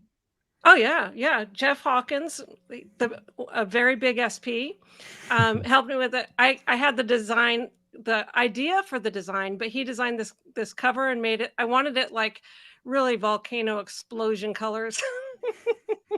Nice. Because he did all the original Dianetic stuff. So he designed the covers, and TGI Graphics, which was Shelley and Jimmy Leo, who left the Int Base. They did the original hardback book production. Nice. Mm-hmm. Very cool. Okay, Kara Montgomery, how was the now disbanded organization The Process connected to or born from Scientology? I've never heard of No this. clue. Yeah, never heard of it. All right. Okay, Frankie McNulty. How do all your spouses feel about the amount of time and energy spent on Scientology? I appreciate all of you. I've been watching Aaron for years and everyone else from the beginning. All of our spouses were in Scientology too. So Yeah. Right. They In all fact, they were know. all in the Sea Org. yeah, Not just They're all in the Scientology. Sea Org. every single one of our spouses was in the Sea Org, and they know what happened. So I don't think they mind it. I mean, Claire's right now testifying as an expert witness in a Scientology case in Los Angeles. Yeah. So yeah. Yeah. My husband I doesn't think- mind. Full support. You'll see him on here too. Yeah. I think Heather's take is probably better you than me. Yeah, Right. exactly. Liz Turner. Oh, Mike, we want to hear all your Rathbun stories. The juice, not the fishing. What does that mean? Well, the Okay. fishing, you know what that means, right? Yeah. I know the fishing, but what does it mean? The Yeah. juice. Like Oh. the means good the- stuff, the not about the tea. yeah. The inner dirty Oh. Yeah. stuff. But that was the good stuff about the fishing is that you guys would talk about the tea while fishing. Right. I know. Yeah, it was perfect. Okay, let's see. Scrolling down. What do we got here? Declare Dave loves suppressive Sherry. Starting my own SPTV like channel under the name Dianazine Dave. Starting with tearing apart GEP British Mark V. What's GEP? Golden Era Productions British Mark Oh, V I and got it. Delta Mark V e-meters and comparing them. Mark 7 after those. Yeah, so Wow. the Mark V that used to be at St. Hill, those were just produced probably with Dawn Breeding and some other people. But then I want to say in the 90s, as a cheap alternative e-meter that you could use for training, Golden Era Productions also started producing an old Mark V. So we used wood boxes. We made it just like the old one, except for that's the thing that Bruce Plotz made into a solid state Mark V. So it didn't have it had a circuit board instead of all these, breadboards and, homegrown Sanford and Son type production that L. Ron Hubbard was doing. Interesting. Okay, so James Clifford Frederick Welch says, you didn't read my last super chat. Have you gone to LA Cafe yet? Spring and 7th. So I'm not a big cafe guy. Like if I want coffee, I got coffee at the hotel.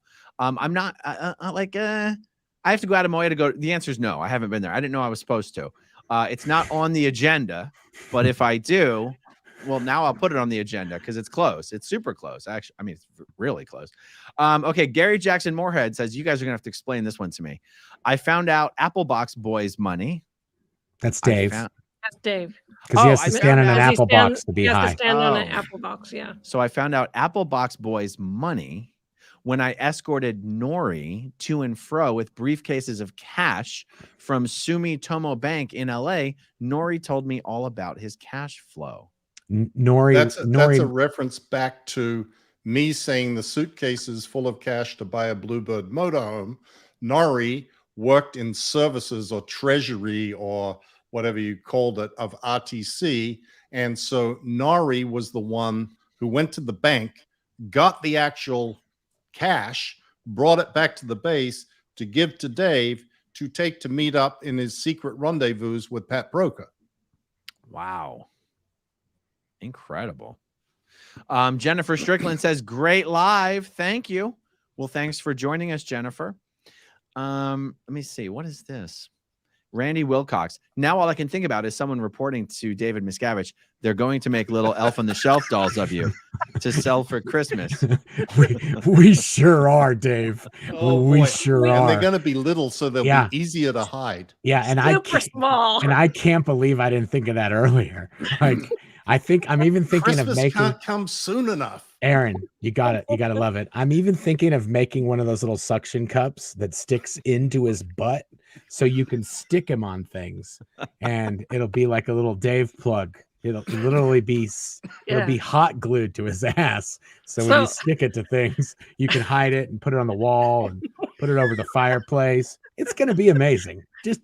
So Osa, go and tell Dave it's gonna have a stick up the butt. We're gonna make so many. If you want people not to have them, you'll have to buy them all out. Exactly.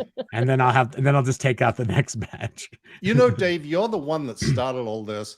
First of all, with the ventriloquist dolls, and then with the bobblehead. Yeah. You started a cottage industry. Yeah. He totally started. Yeah. All right. I remember the ventriloquist doll. Exhibit A. And the Duke of Chug. Yeah. It's just like, seriously, Dave, what did you think was going to happen? Look at this. Look at us, jokers and degraders. Yeah. We've got people crocheting outfits for these things now. Mike, this one's for you. Anon A. Was Earl Cooley a Scientologist? In the end, yes, he was. He was audited through Clear. He considered himself and called himself a Scientologist, at least to the people in Scientology. I don't know whether he ever told the board of trustees of Boston University that he considered himself a Scientologist, or the members of the bar in Boston, but he certainly expressed that to any Scientologist that he met. I didn't know that. Is he still alive? No. Can I put one up here quick, Aaron? Yeah. The Proco group says, I helped with the PR on the Emmy red carpet and ran the media room. Favorite moment of the Emmys was meeting you two. I once had to have a marketing meeting for a client about Scientology video. Failed. Nice. How sweet. That's such a nice comment. Yeah. Thank you. It must have been the second time you guys won the Emmy. No, because otherwise they would have seen all of us. No, the second time we didn't. There was no ceremony. It was. Oh, it was virtual. Yeah. Oh. Well, that room was pretty crowded, though. By the way, did you guys, Aaron? Did you guys come into he said the red carpet. Oh, the red carpet. Okay. And the media room. Go, taking photos and all that. Yeah, but it says and ran the media room. That's where we were afterwards. There was also a winner's room. Did you go in the winner's room, Aaron? I don't know. Oh, I just, that's where we met Keenan. But Yeah. no, that was before. Yeah, we met Keenan before. And That was Julianne before. Hough. Julianne Hough. Right? The little dancer girl is Yeah, Julianne yeah. Hough. Yeah. Yeah. Yep. Okay. All right. Another one for you, Mike. That was the green room before. Mark. No, because Promise. we were taking pictures with No, the that Emmys. was taking pictures afterwards. You Oh, guys. You're right. You're right. Jesus You're right. I remember Lord. now. Any updates on your cough, Mike? Hope you get some answers soon. Yes, I do have, but I'm not talking about it here.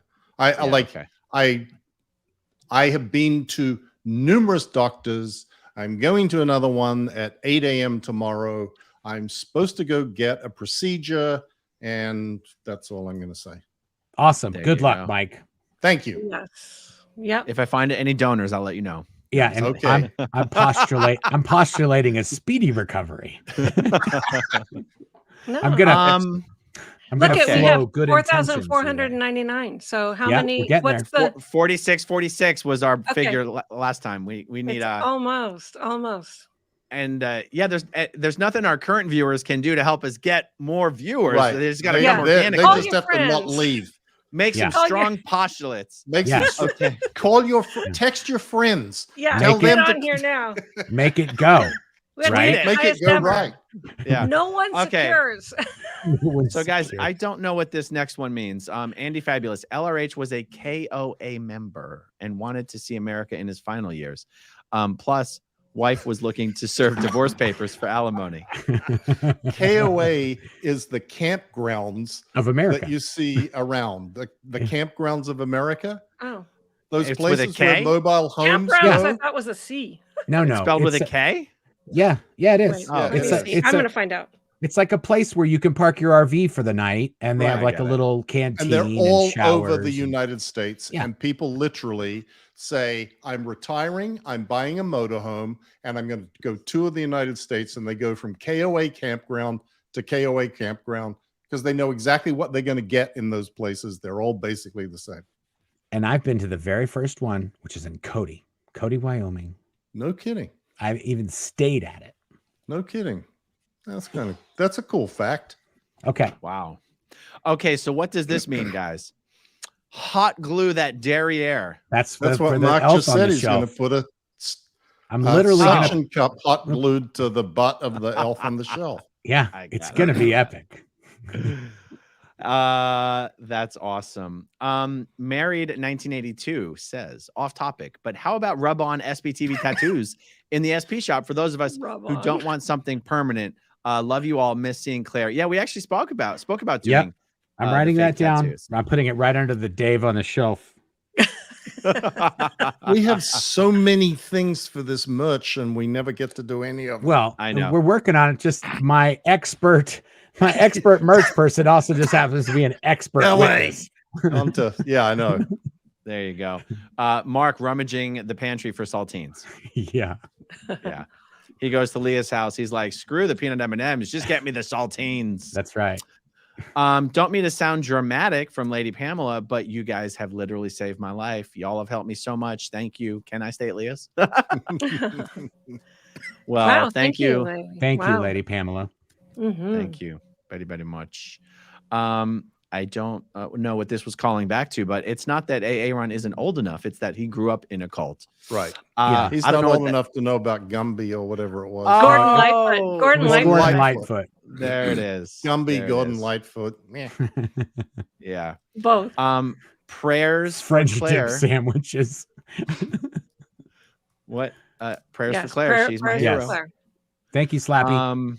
I don't know what this is a throwback to, but for AA runs cotton ball supplies, Amy, you speak as loud as you want. Oh, cotton balls for my ears. Yeah. And since my light just went out, I'll have you guys do this. Oh You my want me- God, you went into the dark. Hold on. Here we You've go. gone Just to the dark go- side, Aaron. Go ahead and read that one. Okay, good. Large truck here. Aaron and Mark have already answered. So just for Mike and Amy, any stories of when you bumped into Scientologists in everyday life? Oh yeah, they run away. I literally went into a movie theater to watch a movie, and there were 4 Scientologists sitting in the front row of the movie theater. Me and Christy and the boys went in and sat down, and those 4 people got up and left the movie theater before the movie started so they wouldn't be contaminated by the SPs sitting 5 rows back from them. That's awesome. I love that. What about you, Amy? Matt drives, right? And so he drives Uber sometimes on his spare time just to keep himself busy. And sometimes he'll, unbeknownst to anybody, pick up Scientologists and then take them like to the sandcastle. That's awesome. Drive them right in there, and they're captive. And he's like talking to them about the property there, like he knows everything, and they're like, who is this guy? Anyway, I don't really run into Scientologists. I'm a little bit north, or something, but I don't really run into Scientologists myself. Everyone I run into knows about Scientology, recognizes me from the show and stuff like that. Like I'm doing a service, coming up, and the family, as soon as they saw me walk in, they're like, I thought it was you. Oh my God. So you kind of got to get past that, because now I'm going to be talking about their mom's funeral service, but you have to, it's kind of interesting in everyday life like that. But I don't really run into Scientologists. There you go. Awesome. Roberta Alton, this is from Mark. Mark, I saw your emitter video. Great. And you mentioned the costs of them, very expensive. Why do Scientologists that work for free have to pay for the meters? Do the auditors get paid? Yeah, I mentioned this, is that, and even this is even more the case recently, Scientology wants to sell e-meters. It doesn't matter. They don't care who to. And more recently, they have been getting money from Sea Org members for them to buy e-meters, and telling them that it's more of a chance that they'll get on the auditor lineup, or they'll get processing if they buy an e-meter, or they buy an e-meter for the org so that they can get audited on that. But auditors in Scientology organizations, sometimes they use their own meter, but sometimes they will the org has a stock of e-meters that they use. So it's all over. They're just trying to, and that's another thing. Golden Era Productions is a Scientology organization that makes the e-meters, and they sell them to other Scientology organizations. So the money is really just, coming out of this pocket and going into this pocket kind of thing. Yeah. Okay. So check this out. Mel says, in my 8th grade class, a boy said, Mike Rinder's my hero. Wow. Even really good people like him get brainwashed by cults and do bad things. That's funny. But now it says 1 of 2, but I don't see part 2 here. And actually, I didn't realize that's exactly what it said when I clicked on it. But what was the time? What's the time on it? Oh, I see it. 5:15. Okay, I'll find the other part. I'll find the other part. 5:15. I'll find the other part. Keep reading. I'll find the other part. Well, okay. I saw one from Mary that's really cracking me up. So Mary Khan, so this whopping $5 gets split 4 ways. Where does it go? $3 to SPTV, $1 to YouTube. So, okay. So Mary, it doesn't get split 4 ways. No, Aaron takes it all. Yeah, Aaron gets it all. No, Mary, it depends on which channel you're actually commenting on. So like if Mary's probably like, oh my God, I didn't realize I was, we're streaming on 4 different channels. So we're streaming on my channel, Mark's channel, Mike's channel, Amy's channel, whichever channel you make the super chat on, the super chat goes to that channel. So there you go. That's how it works. In my 8th grade class, a boy said, okay, so that was part 1. Yeah. And did you find part 2, Mark? No, there's 207. Oh no, it's not in 715. So I just finished 715. Now I'm going through. It probably is going to be later. I'll pull up some other ones. You had to type Claire says, Mike, I just saw that your book is finally on Audible in the UK. Can't wait to get it finally. Yeah, well, it's actually been there for a couple of months now, but glad you found it. Nice. Awesome. There are massive impacts and shudders going through this building. So you're having an earthy quake?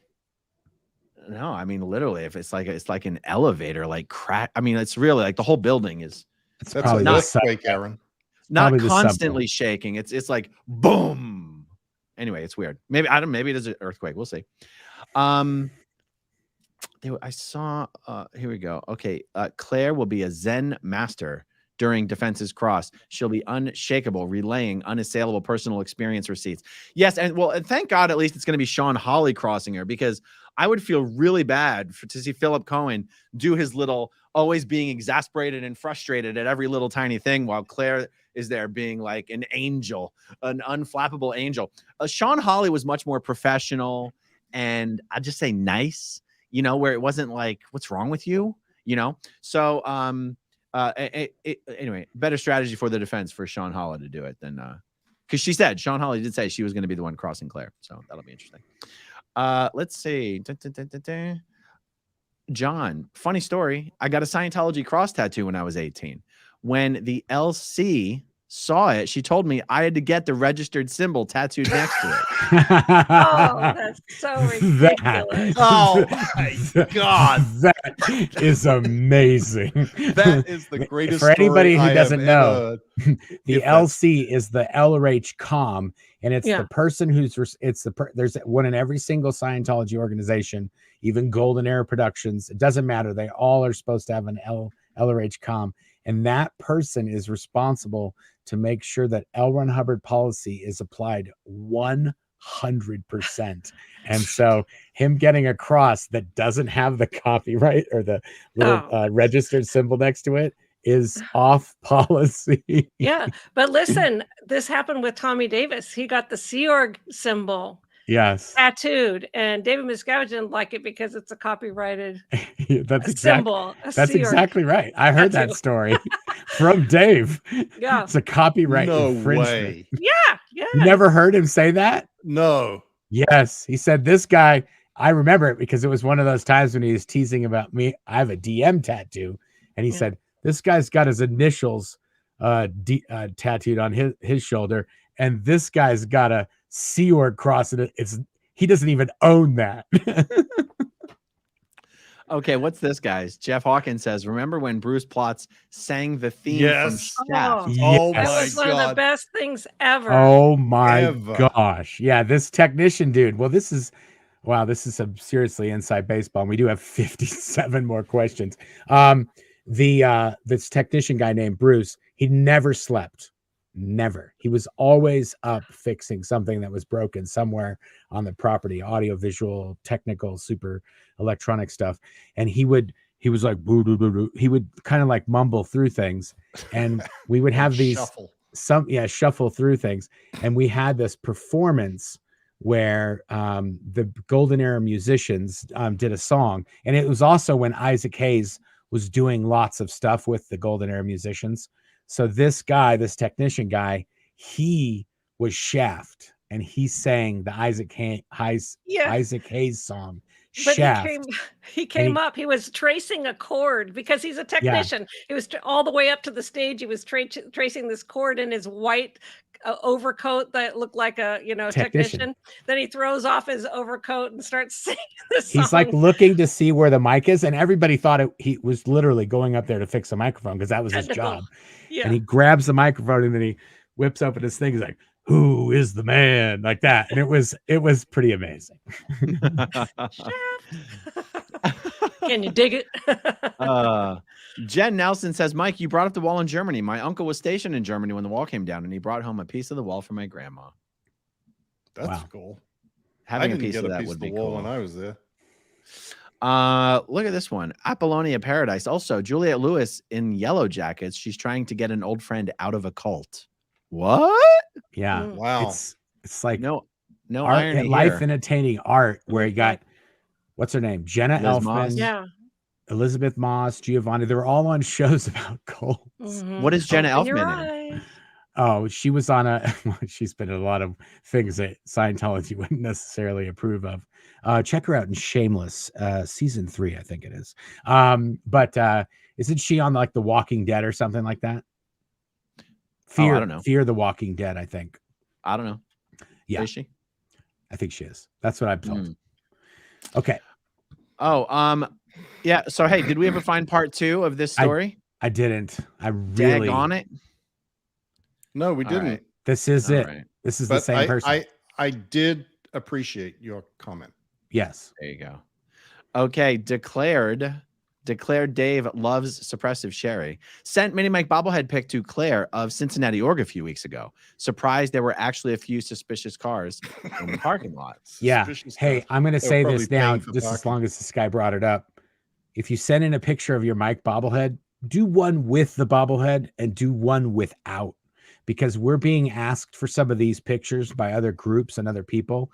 And it's great that I have a picture of the Cincinnati Org with 2 cars in it, but there is this little gray little toy in the front of the picture, and that's not always A the best gray look. little toy? That's how you describe it? Well, I'm A just gray saying to little toy? a professional A person very that's gray, asking very for gray, pictures. old.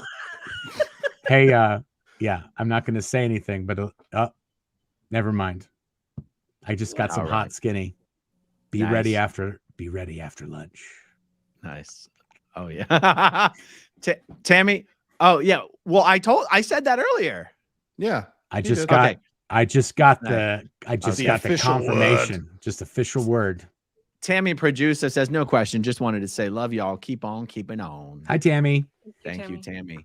Danny Yates says, love these streams. Goes to show how Scientology controlled information, as each of you are always finding out new info. Yeah, That's that true. Yeah, is- it's it's siloed. really- yes. I don't know what this means, guys. Ethan Hargan, the RAC wants in.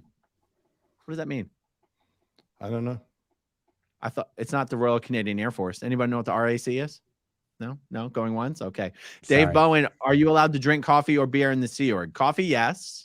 Yeah. You get in Beer- trouble on for coffee. drinking beer, even though the reason you're not allowed to drink beer in the Sea Org, theoretically speaking, is only because every single day you're supposed to do a little bit of course time, and you're not allowed to go on course if you've had beer within 24 hours. So if you were to have drunk beer, and then like you'd be in so much trouble for putting a beer over your course time. Now, but if you have the next day off and you're not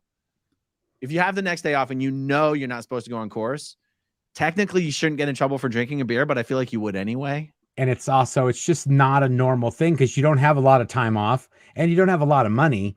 And so it's kind of like, I wouldn't spend it on beer. Although I have to tell this story now that you said Oh God, this. here we go.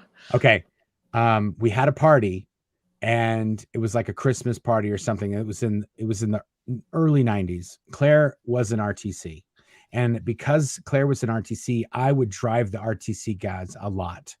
And I would drive them home and I would drive them all over the place late at night. And I had a van because I carried my shoot crew around in it. And I would just drive them to their apartments. Anyway, I got told when we were going to have a Christmas party that I had to drive these guys, but I was going to try to drink some rum because I really like rum. I was going to try to drink some rum that night and I couldn't. So I got 2 Gatorade bottles and I filled them with rum and I put them in a little thing. And I said, when I get home, I'm going to have a nightcap. Anyway, I put them under the sink in our room. And then I never saw them ever again.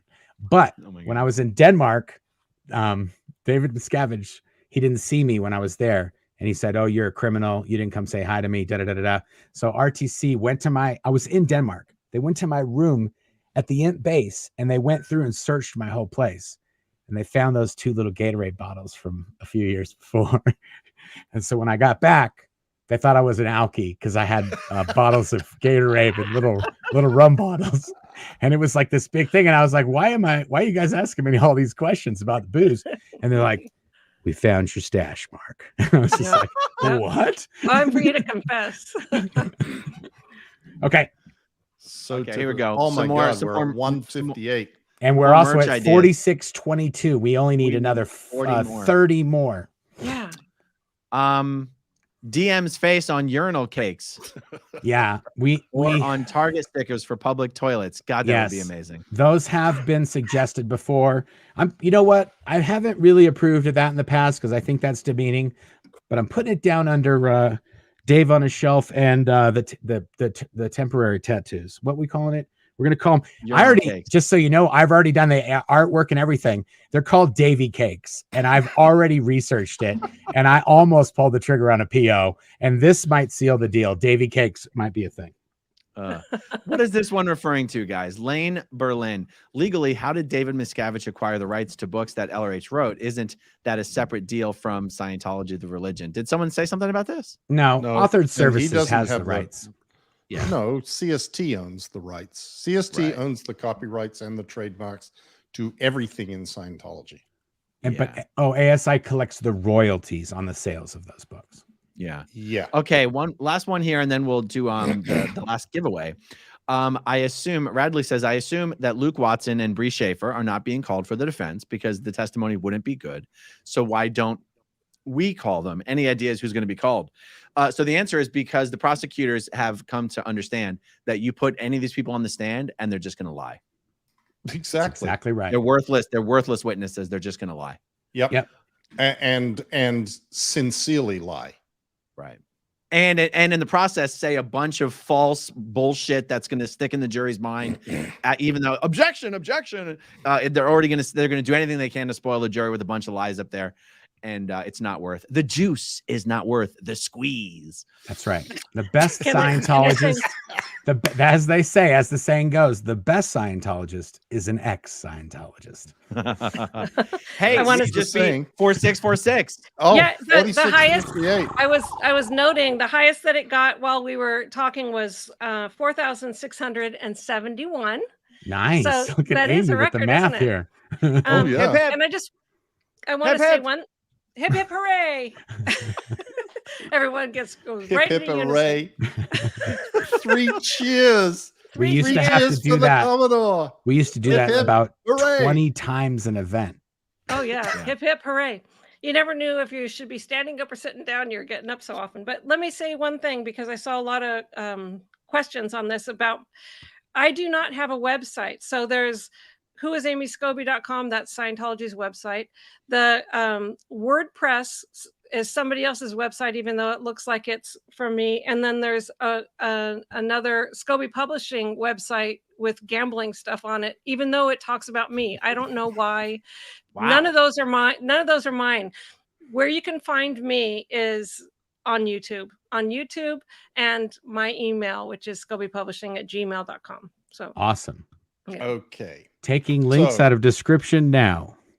We are going to do the countdown Okay. Yeah. Get, for the autographed, personalized copy of A Billion Years.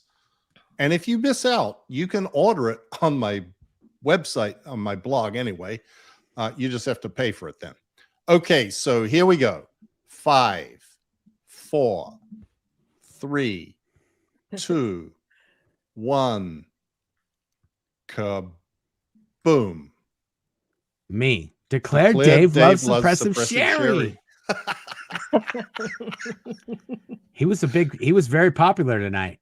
Yeah. Declared Okay. Dave. Good coming You- out. Has he good- been on your good channel job. before, Aaron?